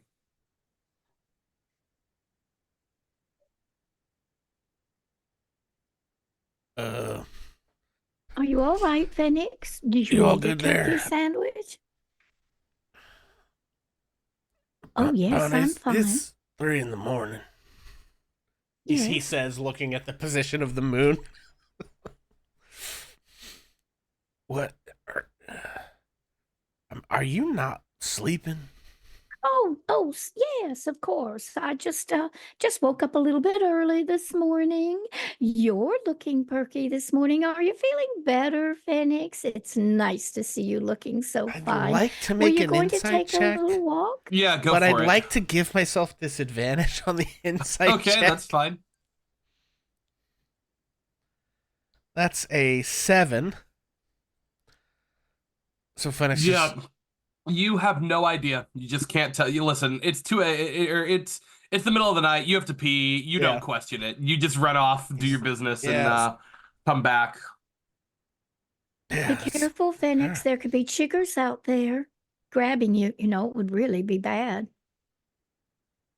Right. You're weirdly happy. Oh, You're like a weird amount of happy. I'm just glad that no one really got hurt the other day in that fracas. Oh, several people got very hurt. Well, none of us.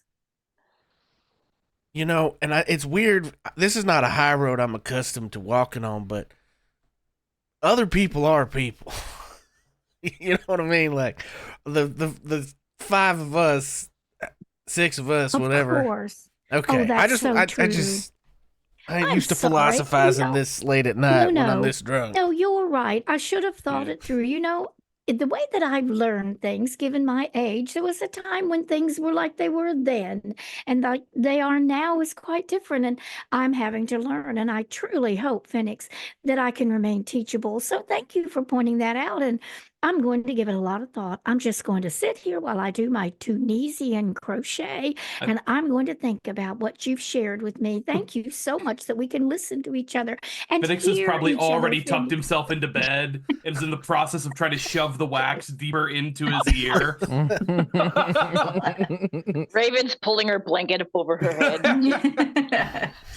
On the morning, you've noticed the weather get progressively worse. Dark clouds starting as overcast, moving to a light sprinkle, and then to a fairly persistent rain. It slows you down a little bit as the road starts to be a little muddy. However, it's a well-trodden path and used to these sorts of streams. And as you go, occasionally merchant caravans or other travelers will pass you going northward as you head south. But on the morning of the 5th day, the rain stops. There's still dark clouds, but you see a large fence post. One way says the way of the lion. The other one says Candlekeep. And as you continue on the road getting to Candlekeep, you notice that the skies start to part again. And as the light hits Candlekeep, you take a second to appreciate how beautiful this city is. It's the type of place that no one could deny. Right on the edge of the cliff, the beautiful mountain city of, cliffside city of Candlekeep hangs with clouds over its various turrets. And the trail leads, quite obviously, directly to its front gates. As you get there, you see 3 humanoids in purple robes, a human, a dwarf, and an elf, all with pendants around their neck with a candle above an open eye. Welcome to Candlekeep. A gift is required for those seeking admissions. You must donate a book or scroll that isn't already in the library's archives. Please, present your gift for inspection. Neil kind of looks around. I guess that would be me. She gestures you forward. And reaches into his backpack and pulls out the book that we got, Apocalypto. Pulls it out. I believe this should be an adequate gift. Yeah. As she looks at this and she scrolls through and she says, "Oh, this is quite wonderful," as she hands it back to you. "But we certainly would have a copy of this. But wait a second. What is that you see as one of your leaflets is floating to the ground?" Sorry. May I see that, please? It's a bit of a mess. No. I don't need the whole book. Just one of the leaflets, please.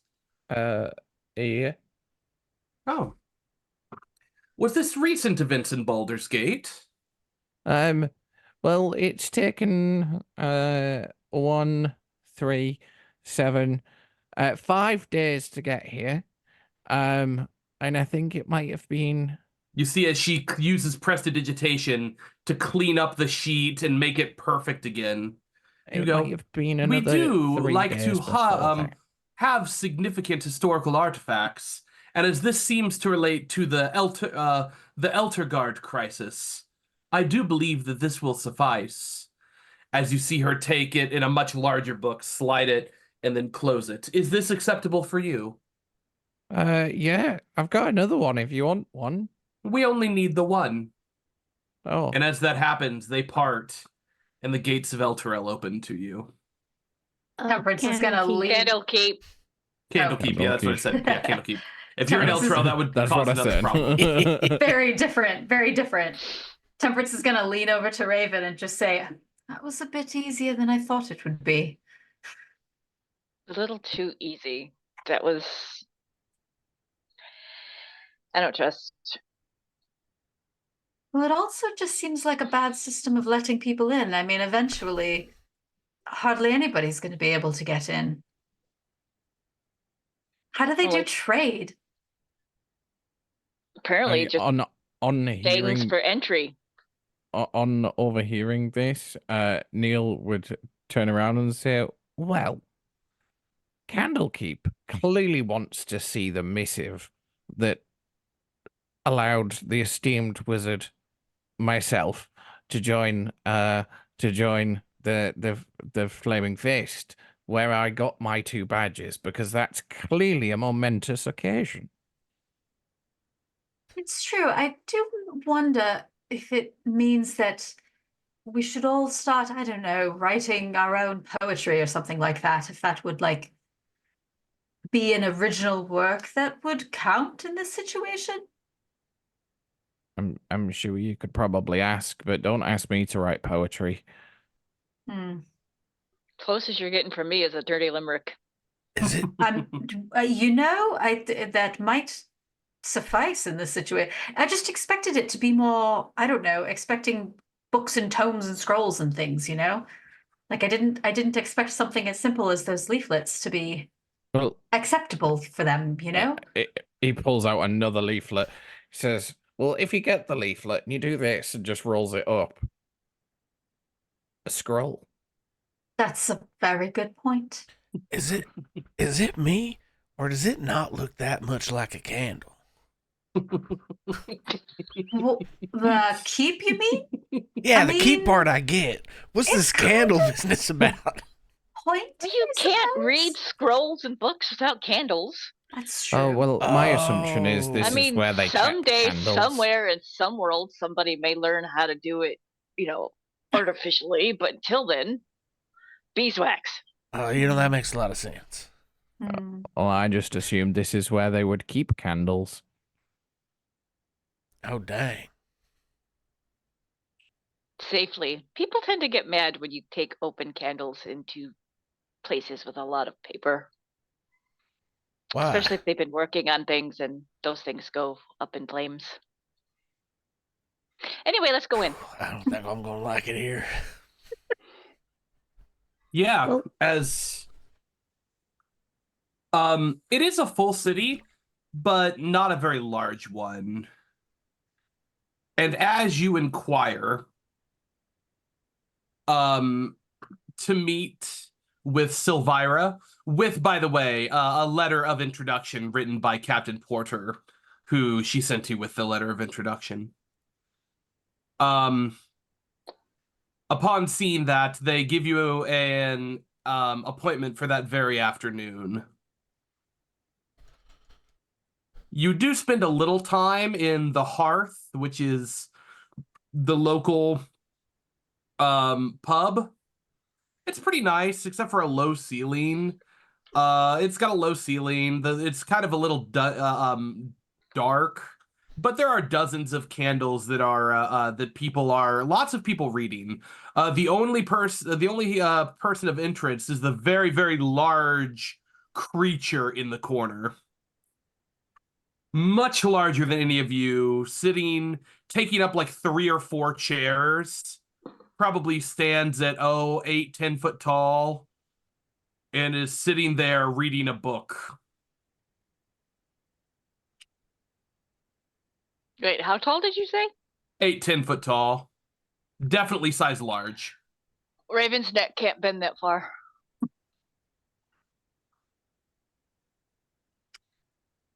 But is he reading a tiny book? Yes, normal size humanoid book with one hand on it, and it's like holding it like this. I'm just gonna go up to him, or them. Excuse me. Who are you, small one? My name is Neil. Neil Boggs. I just wondered if you'd considered using the possibility of the enlarge spell to increase the size of your book while you're reading it. Of course I have. Lump the Enlightened has never forgot a thing. However, occasionally it makes the text a bit blurry, so I don't do that. So unless you would like me to gnaw upon your bones, leave me alone, please. And he goes back to his reading. I would assumably I would know that he's an ogre. You would know he is an ogre, correct? Yeah. You're a rather intellectual ogre. I am now, what always, but now I'm the smartest ogre alive. Ain't none smarter than me or hungrier, actually. Though plenty dumber. Well, it's very good to meet you, Lump. It's been awful to meet you. Now leave me alone. Thank you. And I just kind of scurry away. I'm immediately going to hide behind Phoenix. And he true to his word, he doesn't seem interested in doing anything other than reading the book. A couple hours later, you receive a sending spell that says that Silvira is ready to meet you. Is that an egg-headed ogre? Yes, he calls himself Lump the Enlightened. I Should hate it never here. interrupt a reader. I hate it here so much. Well, apparently. Did I hear him say he's never forgotten a thing? Well, I don't assume that's accurate because he did say that he wasn't intelligent and then suddenly became intelligent one day. So, I mean, that doesn't tend to happen overnight. So he's probably done something untoward.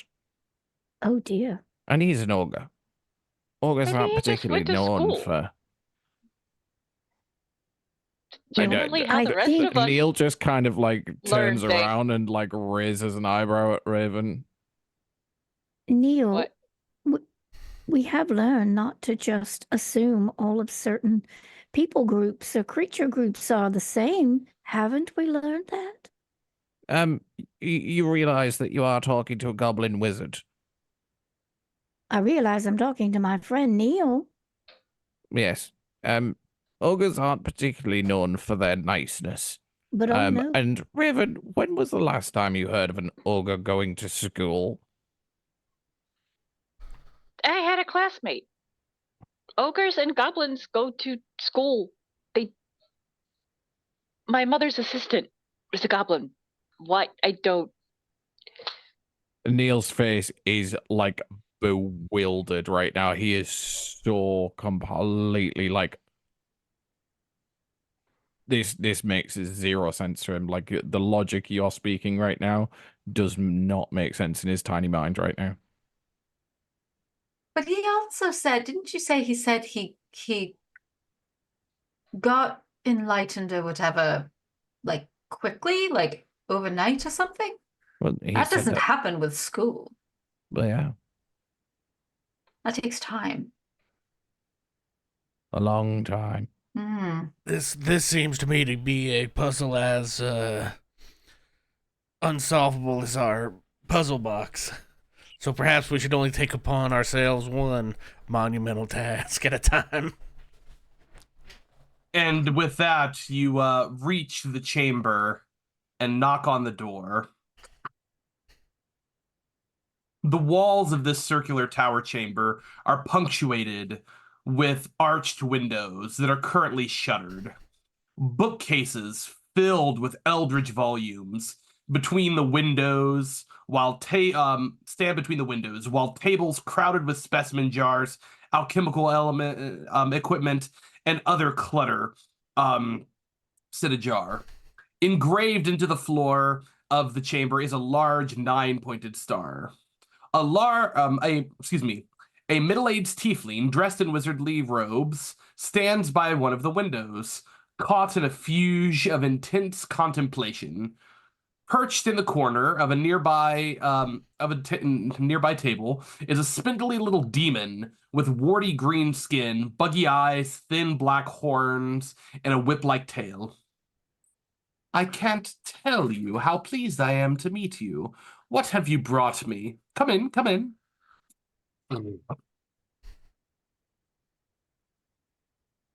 Well, we have this letter from Yes. yeah. From Commander Porter, and yes. she kind of snatches it from you and reads over it. Yes, it tells me exactly what I thought it would say. She tucks it away. Well, we have this puzzle box. Neil, I think Wonderful. you have it. Like I'm like intently looking over this person. I'm not handing anything over right now. And Neil's kind of looking are you pulling very it out? dubious. No. Okay. She goes, well, do you want me to open it or not? Do you have any kind of badge or certification to say who you are? She points over at her desk where she has a nameplate. Selvirus Sevicas. And how do I know that you're not just some random person that just broke into this office? You're not very well acquainted with Candlekeep, are you? One does not simply break into Candlekeep.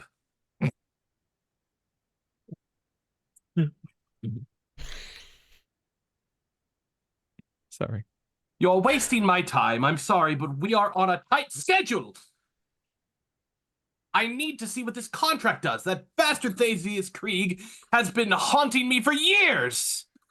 What did he do to you? No, he couldn't have been haunting you. We just killed him like 2 weeks ago. Also that. Okay, yes, that's well, listen. I not literally, but I've been suspicious of him for a long time. You got but that no one would figurative listen to me. speech. He I'm was sorry. the hero who saved his city, giving rise to the holy nation of Elturel. They hailed him as a savior. He made all of them swear oaths, but I knew when I met him years ago that he was full of it. As soon as I had an idea that he had made a deal with one of those infernal creatures, but I never ever had the wherewithal or evidence to prove it. But you finally do. I wish to prove my theory true, and that box will have the answers. Bonnie's been listening to all this very quietly and watching this person. She would like to do an insight check just to see if she thinks she's on the level. Yeah. Everyone can do that. Robbie, did you say she was a tiefling? She is a tiefling. The way she says that infernal creature kind of gets an eyebrow raised from Raven. Bonnie rolled a 10. Yeah, you don't see anything. It's a big old 3 from FedEx. That's a 24 on a nat 20 from the tiny tiefling. Nice. He is so elated to finally have proof to put this guy down. It is obvious that she is incredibly sincere. Raven will kind of walk forward and stand next to Neil, kind of eye the older tiefling carefully and go, "Give her the box, Neil."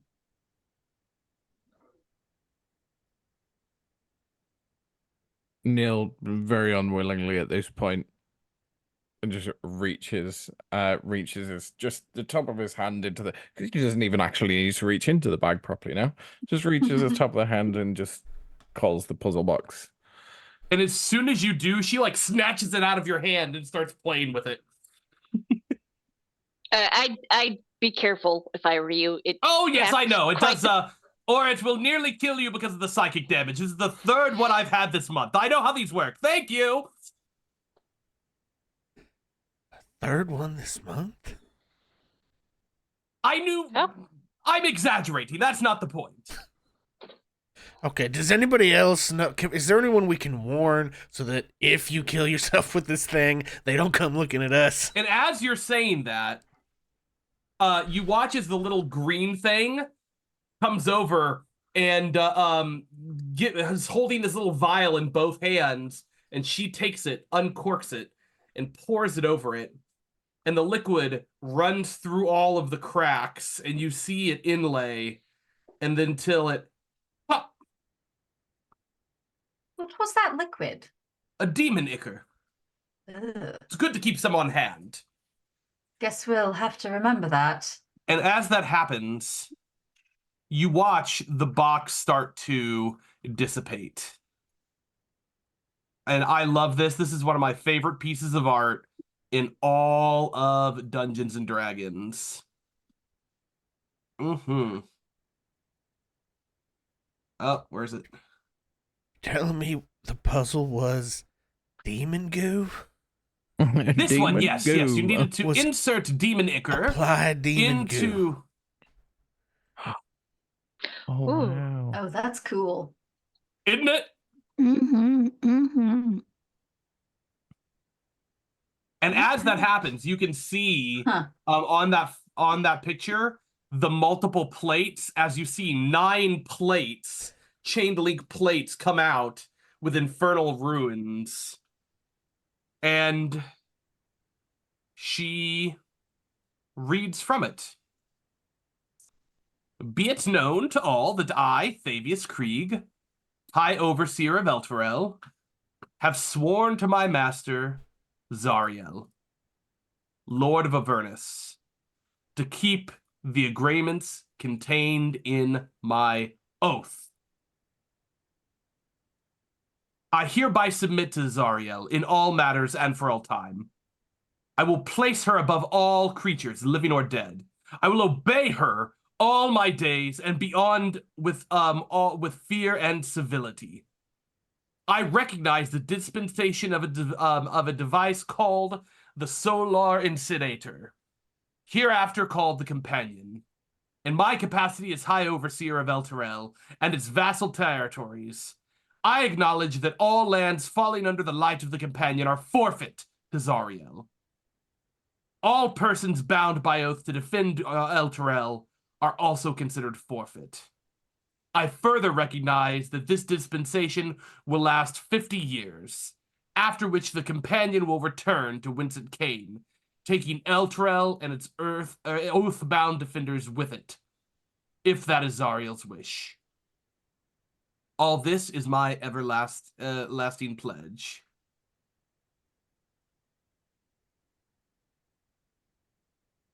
He really was an ass.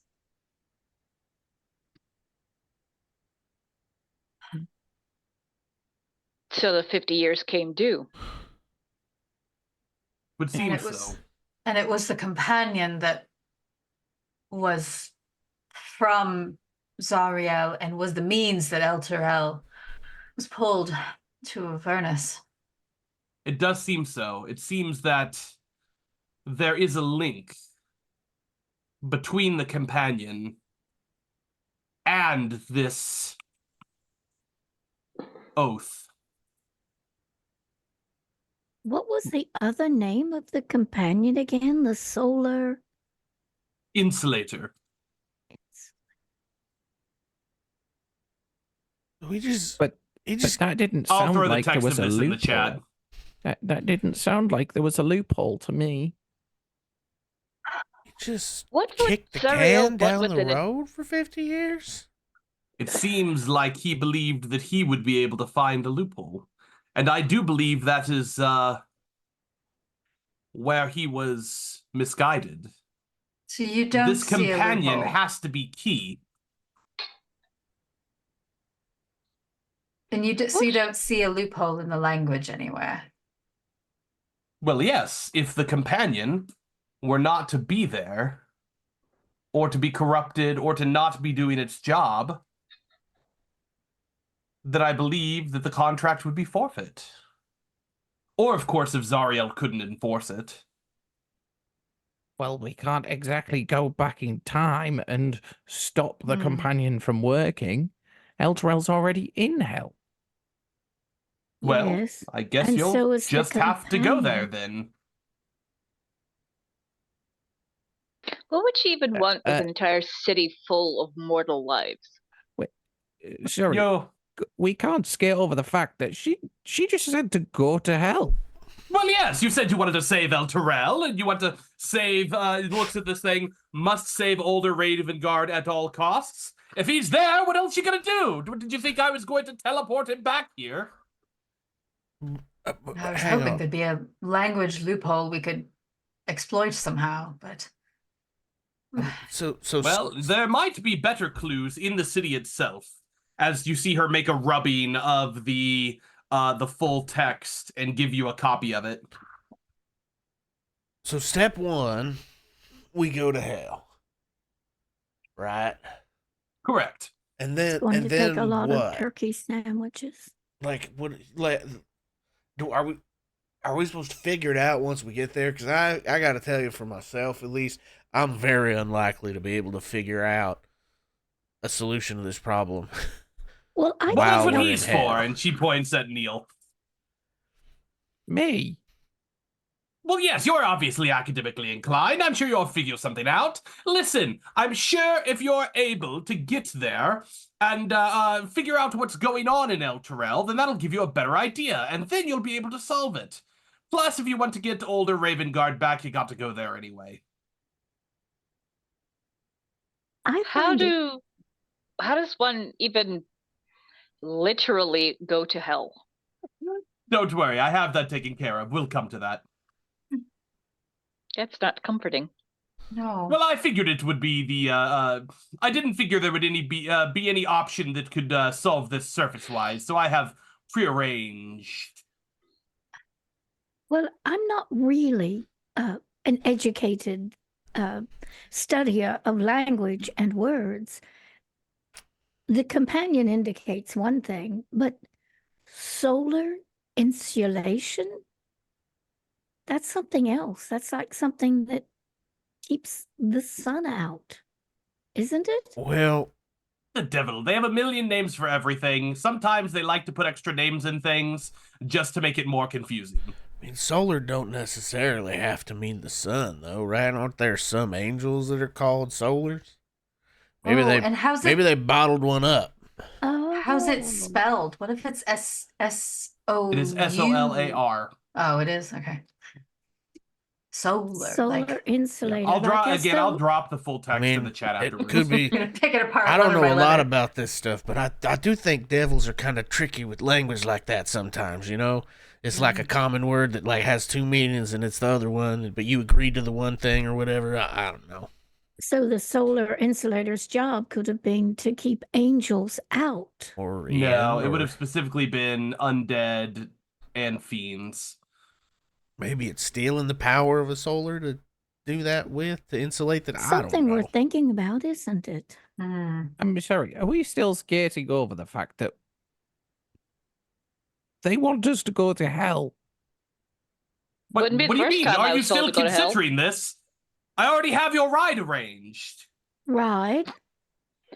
Well, yes, Uh, obviously. You've got to take the Griffins to get to Traxagor, and then he'll take you.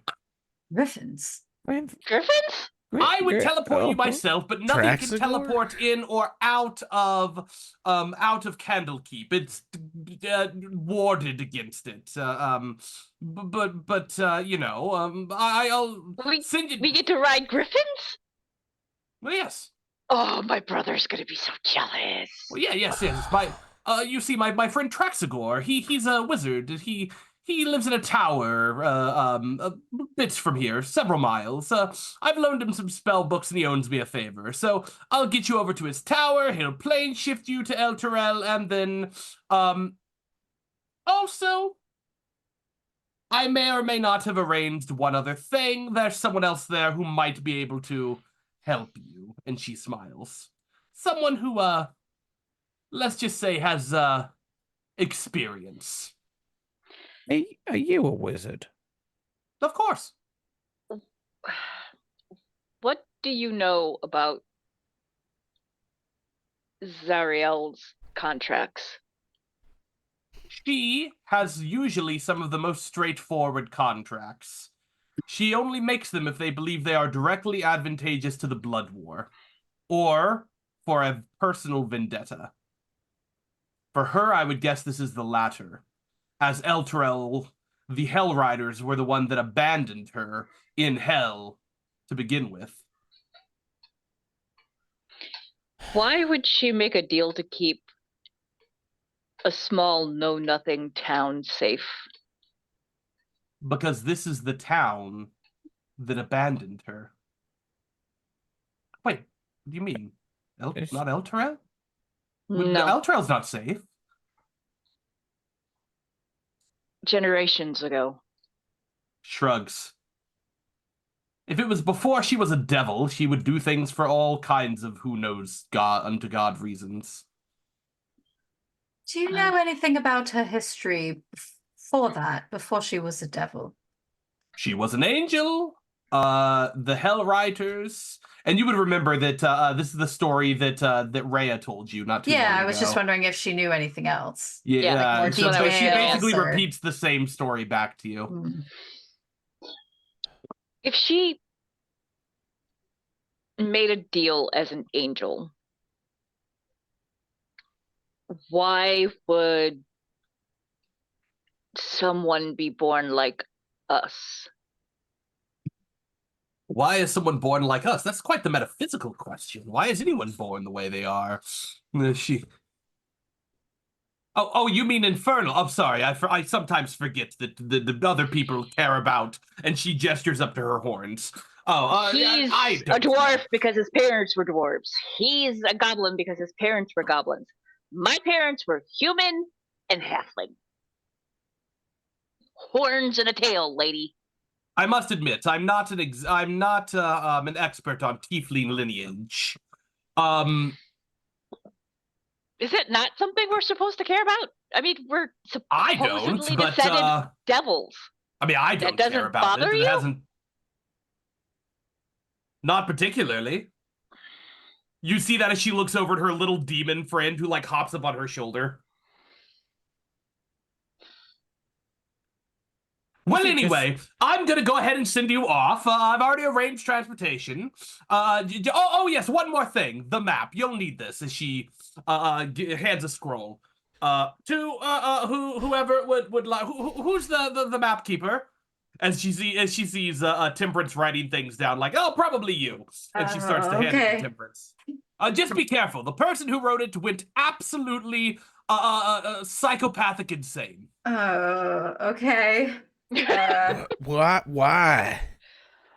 Oh, well. I'm afraid to look at it now. Oh no, it should be fine. Probably. Tell you what, she I'll look at it now, and if I go crazy, she then you all Yeah, can she do literally something about unrolls it and then like shoves it in your face. And you see a map of Avernus. Just be careful, because space in Avernus doesn't quite work the same way that it does. Oh. What does that mean? Distance doesn't exist. Distance doesn't. Okay.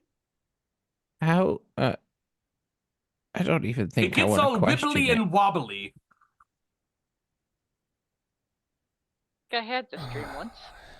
There's a blue box involved. Wish I was wibbly wobbly right now. At that point, she would kind of pull you aside, Phoenix. By the way, be careful with that, as she points to the shield. Uh-huh. What do you know about it? Oh, the Shield of the Hidden Lord? Yeah, I haven't seen it in years. I thought it was gone. Yeah, well, Krieg had it. Oh, that tracks. That bastard. That rat bastard. Yeah, well, it's got a pit fiend in there, so be careful. I knew not to trust that son of a biscuit eater. And he's like, you hear him say, damn it. BTW. Hey, I didn't trust even after that fun little trick you pulled Okay, with that's fair. with the fire. Okay. I still not ain't an been trusting angel, you. But everything else I said was true. Pit fiend. So Fool me does that mean once, I shame spoke on to a me. pit fiend? If you spoke to the shield, then yes. I believe his name is Gargoth. Oh, Yes, jeez. he was quite the little devil here. And she laughs at her own joke. Started to become a bit of a demigod as he got so many followers, and so Asmodeus cursed him to be in the shield for all of eternity. Oh. Probably leave him in the shield. I have a feeling we shouldn't, upset the devil of all devils. Well, really, there's only two safe options. Either we throw it in an extra-dimensional space where no one can see it, or, I must admit, the next safest place for it is hell. Because then it's just one of the many. And if Asmodeus hates him, it's not a great place to be if Asmodeus personally hates you. Well, anyway, we are running out of time. I need to get you to Traxagor. Griffins, please. Yes. All right. Please. Goodbye. See you. Neil puts his hand up and just says, there is something that I need to do before we go.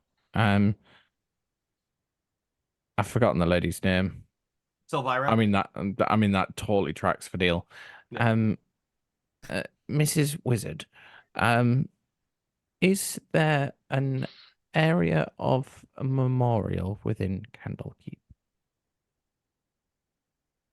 No, we bury our dead outside the city. Space is precious here. Well, what were you trying to put? I had a friend that wanted to come here, and unfortunately he wasn't able to make the journey. And you see Neil is like majorly like welling up. And And you have been able to make it in their stead. and I'd like to maybe leave something of his here within Candlekeep. I can personally arrange to that. And Neil pulls out his spell book. And you've seen the spell book before. You know that on the front of it is my first cookbook. And he opens it up on the first page. And where the kind of first page of my first cookbook is, he kind of like slides like a tucked in like little section and slides it open. And there is another cover underneath it. And there is writing in Infernal.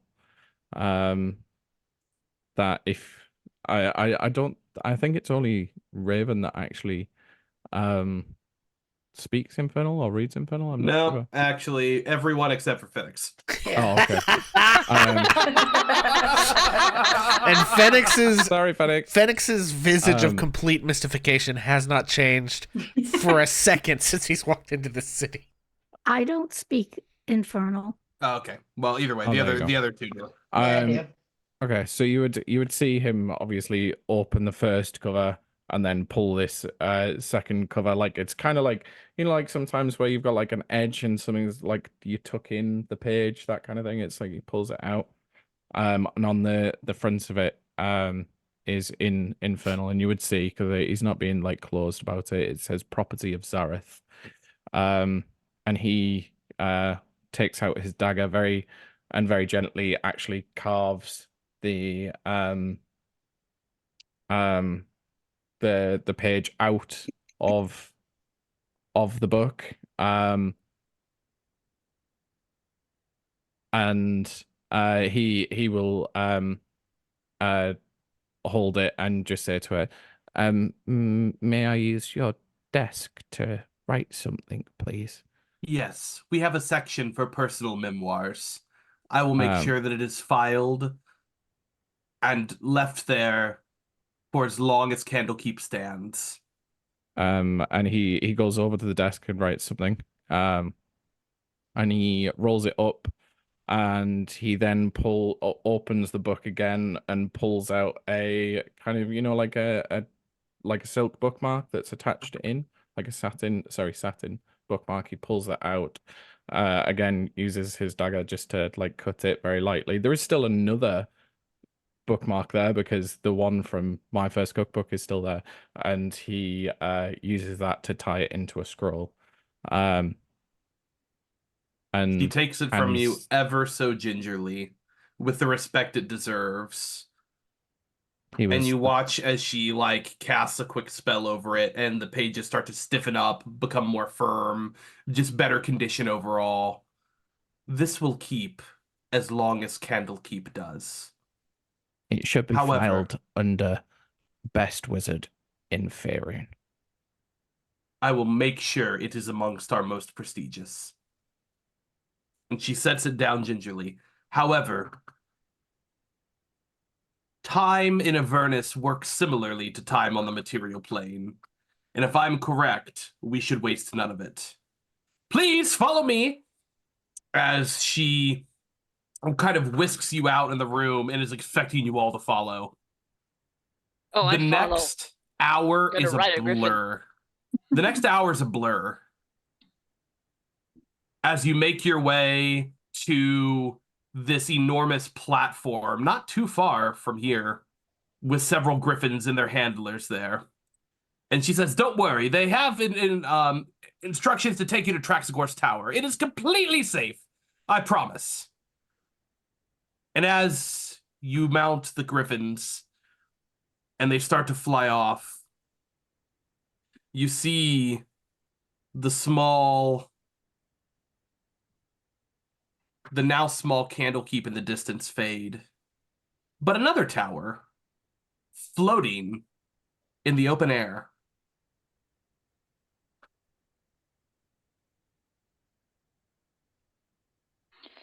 And Can I? eventually you see a place where the griffins come to land on a small conical peak. And it's about that time you realize this must be made by a very powerful wizard. Can I ask the griffin I'm on if I can have a loose feather?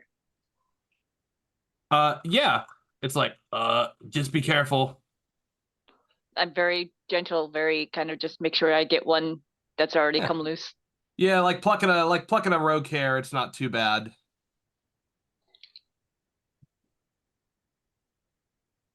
This tower, floating out in the middle of nowhere, is obviously incredibly, amazingly arcane. Whatever wizard is here must be enormously powerful.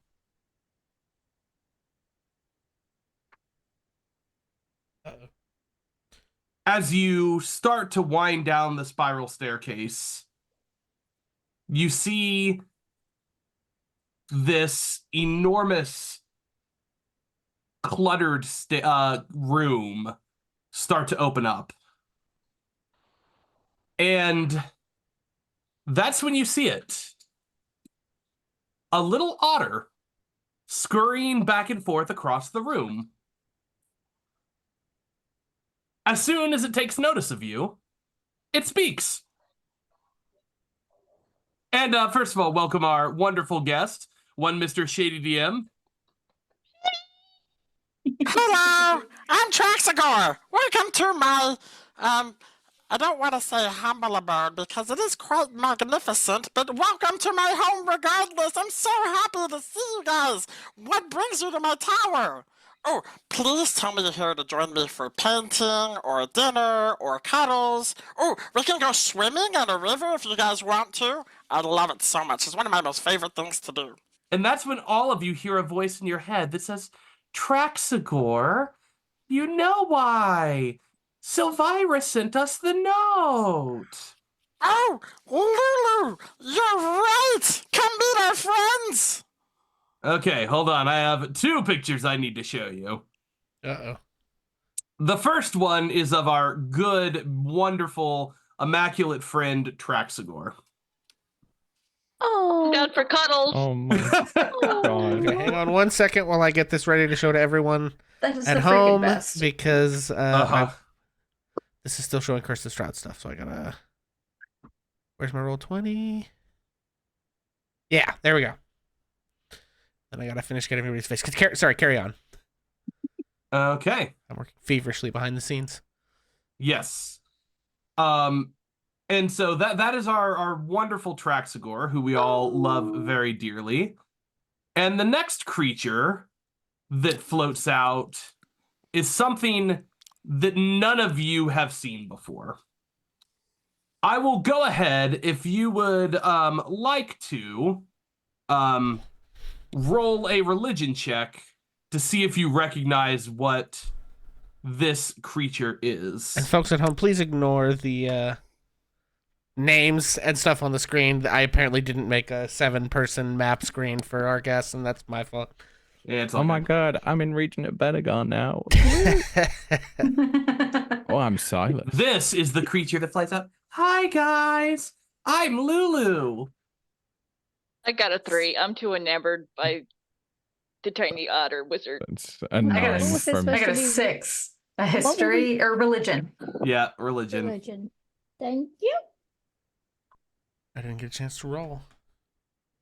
Oh, I rolled the wrong thing.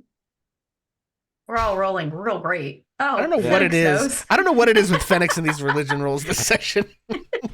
Maybe you had religion at one point. You know, here's what I will Okay. say. We never got a chance to mention it, but I think when Fenix woke up with the sword, he did wake up in a garbage pile outside of a church. I love it. Okay. Maybe he well, osmosed some religion through the texts that were being thrown out. You would Bonnie? recognize this creature as a hollyphant, a holy elephant. Although it is approximately cat-sized. Large cat, but cat, Maine Coon-sized. Anyways, Traxagore, yeah, these are the ones that are new. These are our new friends. Oh boy, I'm so excited to have new friends over. Are you guys hungry or thirsty or anything? Oh, do you guys have shiny trinkets maybe? I love shiny things. I'll take I anything. You don't have to get instantly- anything. I don't need anything, but you know, I do. Instantly pull love out one shiny of my things. dream catchers and offer it to him. Ooh, pretty. What's this? It protects your dreams from nightmares. Oh, I don't need that. I got magic for that. And he literally tosses it into a pile. The problem is the pile is a solid, 4 foot tall of just garbage. So, you guys want to go to hell, huh? Why and all the material planes of you have access to and choices of, would you want to go there? well, we don't exactly want to, but Uh-huh. you know what happened to El Terrell. Oh, yeah, you hear things all the time, but there are so many better things, like painting, and shiny things, and friendship! And you see Lulu nodding vigorously along with him to all of Well- these, especially the friends. I know! I'm so Well- excited to have so many of them! And we're excited to be here, but unfortunately, Uh-huh. in my case, I am doomed to suffer the same fate as El Terrell if we don't fix things. And so I sort of have a personal interest. You see, I also signed that contract. You see Lulu get oddly serious. That happened to one of my friends, too. Oh, it did. I'm so sorry. Is I your friend understand. is your friend in El Terrell now? I don't think so. Does somebody need a hug? And she comes down and then, just leans into you. No. So So we sorry must to hear go. that. Well, I can do that. Traxagore I can do that. I've got I need one of my special forks that's especially fine-tuned to the frequency of Avernus. It's just one teensy problem. Yes.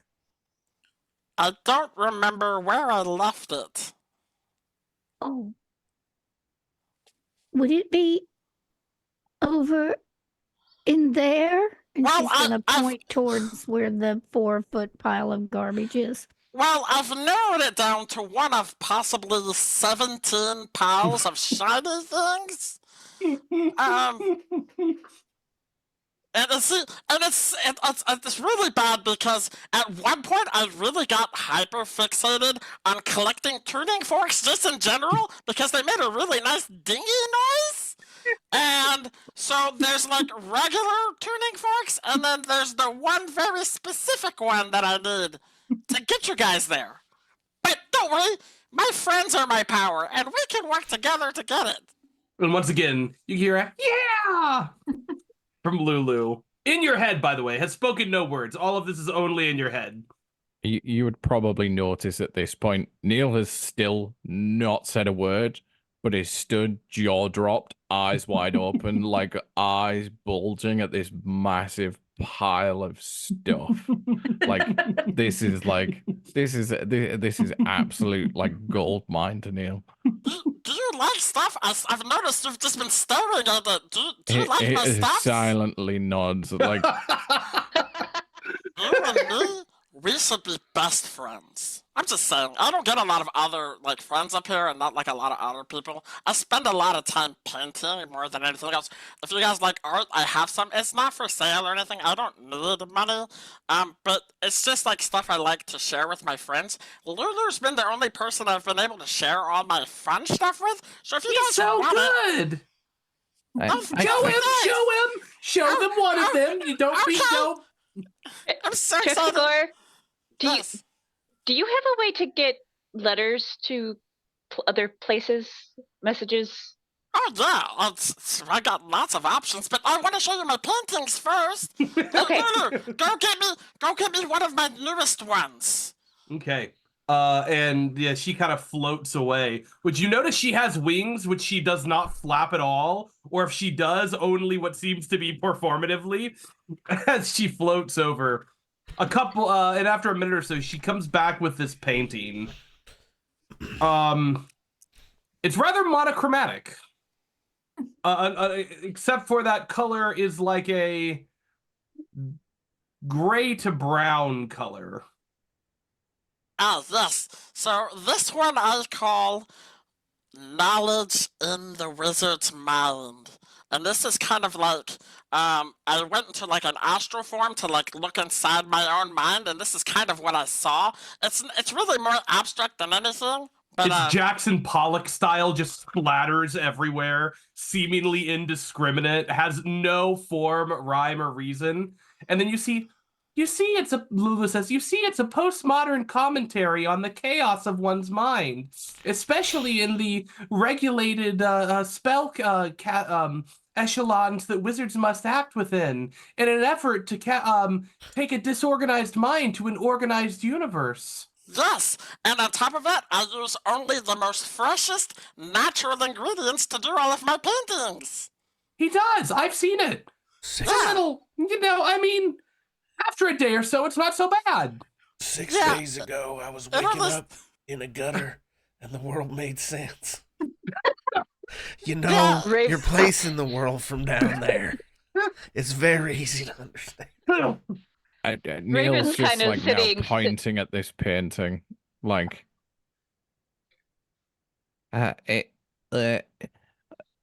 looks at Bonnie. That's accurate. See, That's you pretty get it. accurate. Oh, are you a fan of poop painting too? Um, I did it all by hand. I saw that coming. Of my I own creations. I've played with Shady's games too much. Oh, I saw that coming. Well, and any Bonnie of you who roll a takes the nature check would handkerchief find out that out. this is a thing that otters actually do. It's the poop knife all over again. Bonnie is Traxicle, holding her I'm- handkerchief in front of her nose. Raven is sitting crisscross Lulu does at that applesauce. point, seeing some people are uncomfortable, kind of take it away. But well, why don't we find our tuning fork so that we can go to hell and kick this thing's butt? Yeah! Don't say that. That makes me think of the painting. Raven's sitting kind of crisscross applesauce, and for the first time since leaving home, she's writing a letter home, and she's tucking the griffin feather into it for Ari.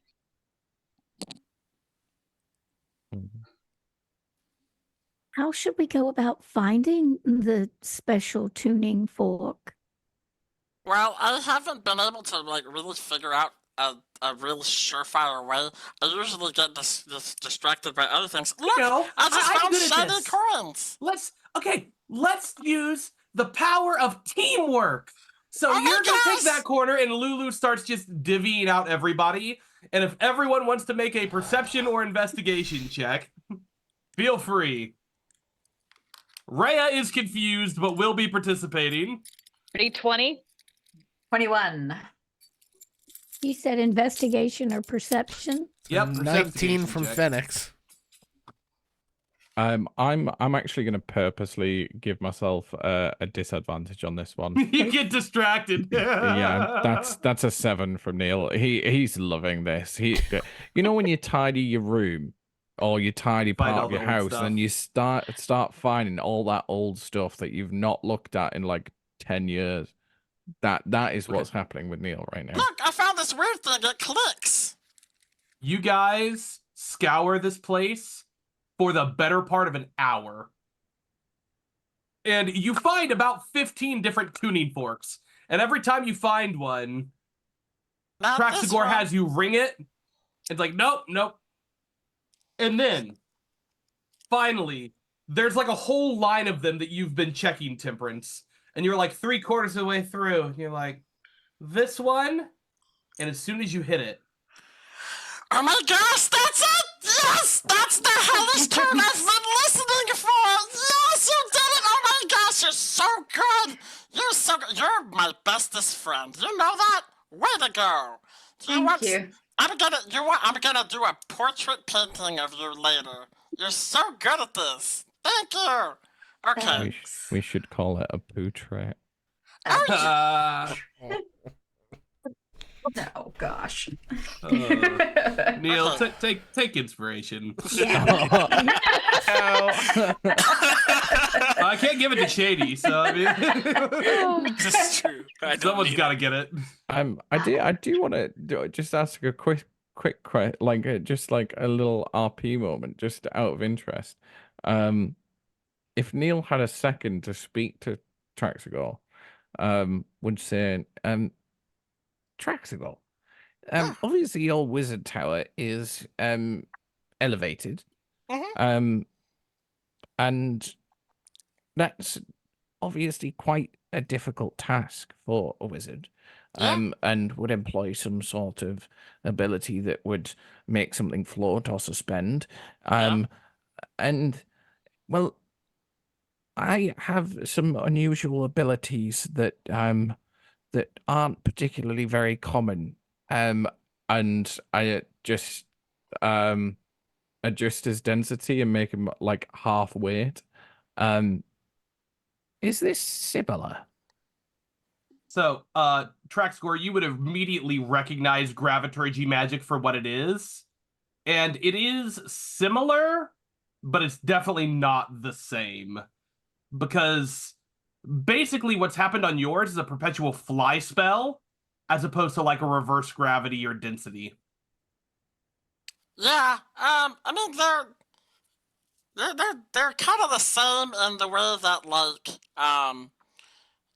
my artwork is to, like, some of that other poser stuff you see in museums. They're kind of, like, within the same, you know, they kind of, like, go like this, but they're not crossing exactly. I mean, why would you want to ask weird questions like this when I could be taking you to hell? Isn't that where we're supposed to be going? I mean, I'm so honestly, excited. I don't particularly want to go, but obviously, What do you mean? I, Why not? hell. Well, I mean, it's the only thing about it right now is probably the weather's pretty bad, but the last few days there's been bad weather here. So you're just going from bad weather to bad weather. It's like maybe the worst thing of it. I can't imagine anything too crazy going on down there right now. Fenix just leans over to Bonnie and says, "Did that guy just call Neil a poser?" Honestly, I have no idea. At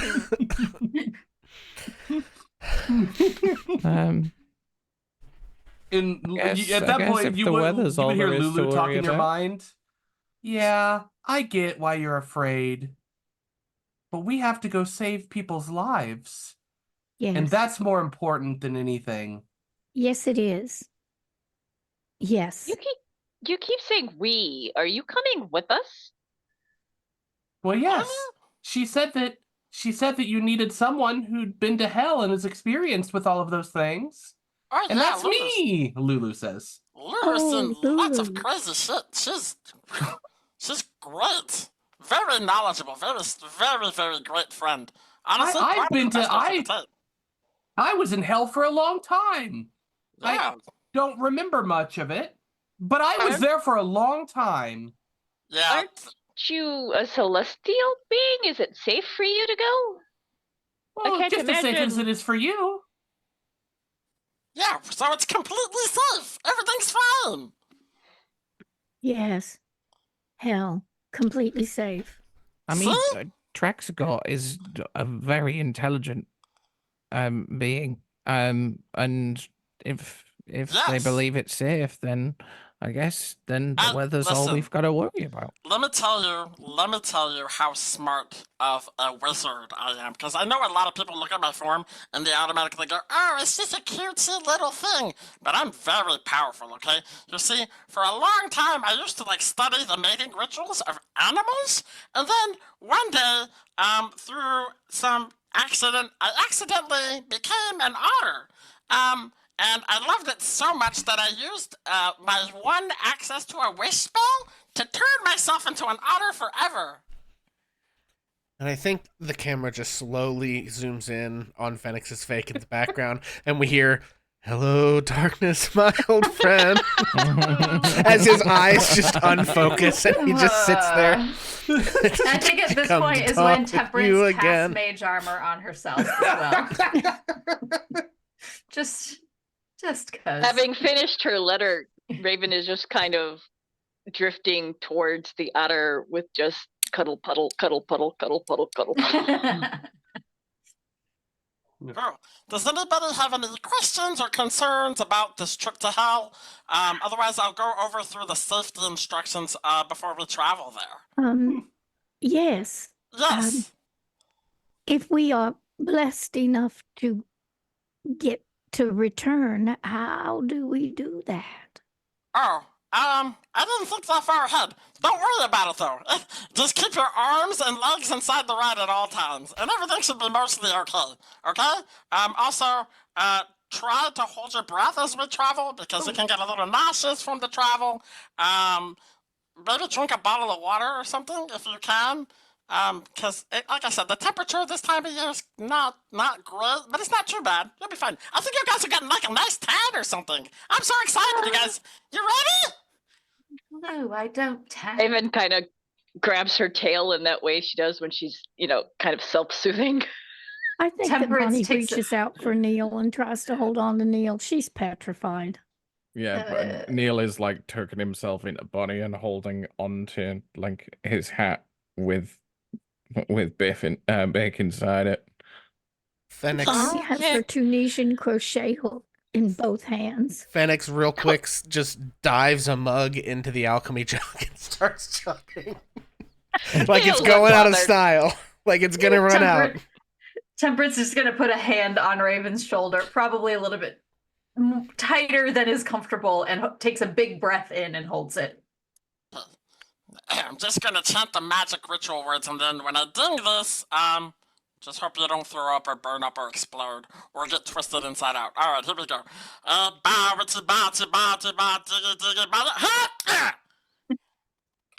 And you guys see, as he chants those words, he hits the tuning fork on the ground. And although it is the same note that you heard from before, it also definitely isn't. There's a quality to it. A density to it that is different to anything you've ever heard. And you can feel your bodies compress for a moment. And the first thing you notice is the horrible, oppressive heat. It's so hot you can barely see. Your eyes sting. The smell smells like rotten eggs. As you look around, you're in a city, but buildings are crumbling. Most of them are completely collapsed. You feel the ground shudder at your feet with a large lurch. You look up, and the sky is a blood smoky red. The only breakup from it is the enormous 400-foot diameter sphere of complete blackness that is discharging strokes of bluish white lightning hitting the center, or hitting the city. And at the end, not too far underneath that, at atop a distant bluff, is the top of a crumbled fortress. Bonnie, it takes you a second to recognize the city of El Terrell. Traxagor looks up, sees that big ball of blackness. Oh no, you guys. I think I left the stove on or something. Good luck. Don't die. Bye. I give my letter And he to his disappears. friend. He's gone. Traxagor has absolutely zipped out of existence. This is El Chirel, everyone. I recognize it. God help us. Temperance, you have that spell that lets you like see from above. Is that correct? Elevated sight, yeah. Yeah. So you're. I'm gonna let you get a free use of this spell right now. So Sure. we'll not use a spell slot. But as you cast that spell, this is what you see. Yeah, so my eyes go white as my consciousness basically shoots up 120 feet into the air. Wow. And I can see all around. And what I see is pretty terrifying. And that's where we're gonna leave this session. Oh no. Oh boy. Wow. So is it the city that has all the chains dangling from it, or are we in the Correct. city altogether? No. Okay, so it's the The city's city like is what up has there. the chains dangling from it. You are on top of the city. Oh, okay. Oh gosh. Okay, so we're on the thing right below the ball. Mm-hmm. Yeah. Okay.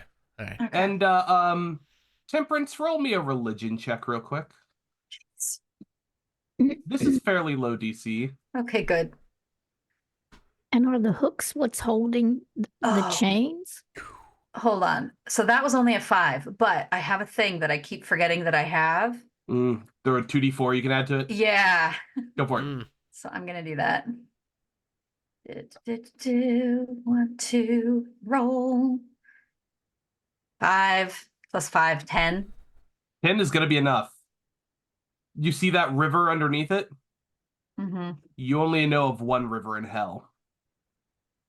That's the river Styx. 6. Mm-hmm.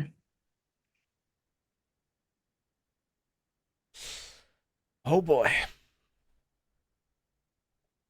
All right. And with that, I'll punch it over to Pixel for a sign off. Well, golly gee, everybody. What a session. Shout out to Shady. Thank you so much Oh, for yes. being a guest today. Traxagor was delightful. And we are going to go around and do our general sign off. We're going to remind you who we are, who we played today, where we can be found on the internet, if indeed we can be found on the internet. And then we're going to look for somebody to raid. So we'll throw it over to Shady. To Robbie. Well, I have Shady on the brain.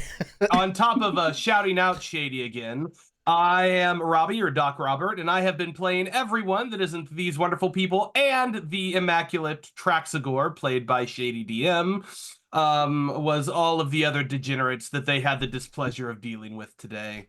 So you can find me usually in Bonus Mom's Tavern if you want GM tips or just to complain about how much hell I'm putting them through, literally. With that, Pixel. Alrighty, folks. Hey, everybody. My name is Pixel. I have been Phoenix Brightgrin, your, speaking of degenerates.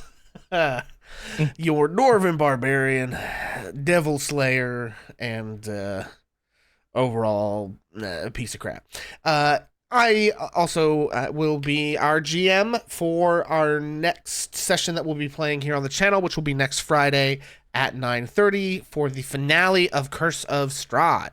So that should be a very good time. The actual, for real, final showdown between our heroes and the Count. So that's going to be a good time. Definitely come check that out. The previous episode of that can be found on YouTube. You can also find me here on twitch.tv/HammerandPixel, where I've been playing through the Elden Ring DLC with Bonus Mom. We did Only Up the other day. That was a ton of fun. Just all kinds of games. It's a good time. Thank you. Bonus Mom. I am Bonus Mom, and tonight I was playing Bonnie Mama, the human warlock, as she is just discovering herself to be. And you can find me on TikTok and Twitch. Lots of different times, lots of different days. Next time for sure that I'll be there will be TikTok Monday morning about 9:30 a.m. Eastern Daylight Time, where I will just sit and talk and listen and be your friend and care about you. All of those things I want to say that I take very seriously and I care about. And what you are seeing me do in this character, where I'm sort of playing myself, is a caricature and is not how I really feel about all of the time that I spend with you. Thank you so much for being here with me and with all of these wonderful people. And I hope you have a great rest of your weekend. I'll see you Monday. McReese. I am McReese. I've been playing Raven LaFey, the tiefling druid, who is currently making sure she's got all four horns and her tail and everything just came with her. Okay. All right, Cam. I am Cam or NoRemark. You can find me here on Twitch at twitch.tv/no_remark, or you can find me in Bonus Mom's Tavern, lurking in the shadows somewhere, or many other places on the internet, including TikTok. Not live streaming on TikTok just yet, but hopefully at some point in the future. I have been playing Neil Boggs, Goblin Wizard, who is currently dealing with some very unsettling things going on, and now in hell. So see you in hell. And Kaylee. Hi, I'm Kaylee. I'm playing Temperance, the Air Genasi sorcerer. You can find me also hanging out in Bonus Mom's Tavern, mostly lurking there. But I also stream on Twitch on Tuesday nights, D&D with a group called Reality Break 20. Just search Reality Break 20 on Twitch. You can find us. I also just started streaming on my own channel, which is Kaylee1999. Also on Twitch. You can find me on TikTok under that name as well. And on my stream, I just started playing Dragon Age Inquisition playthrough before the 4th game comes out this fall, which I'm super excited about. So you can find me all over the internet in lots of different places. Excellent. Well, folks, that is going to do it for us today. Nobody has recommended anybody to Vincent raid. Page. Let's say Vincent Page is on. Yeah, Sure. Vincent. We can go back over there again. That's all good. Okay, folks. So we are going to raid our good buddy Vincent. And he has been having some medical trouble that has meant his streams have been a little intermittent lately. So let's go make sure the ones he can make are good, as it were. So thank you guys for hanging out. And we're going to go raid our friend Vincent Page. And until the next time that I see you, be kind to yourself, because, you should. Cool, that's it. All right, thank you. Bye. Go say hi to Vincent. Let me tell a tale of a world where heroes walk among us, fighting through the darkness left by monsters and by selfish men. A tale of glory rents asunder, sacrifice and battles lost. Our heroes know not what awaits them, and still they carry on. Let me sing a song pushed by trials and woes.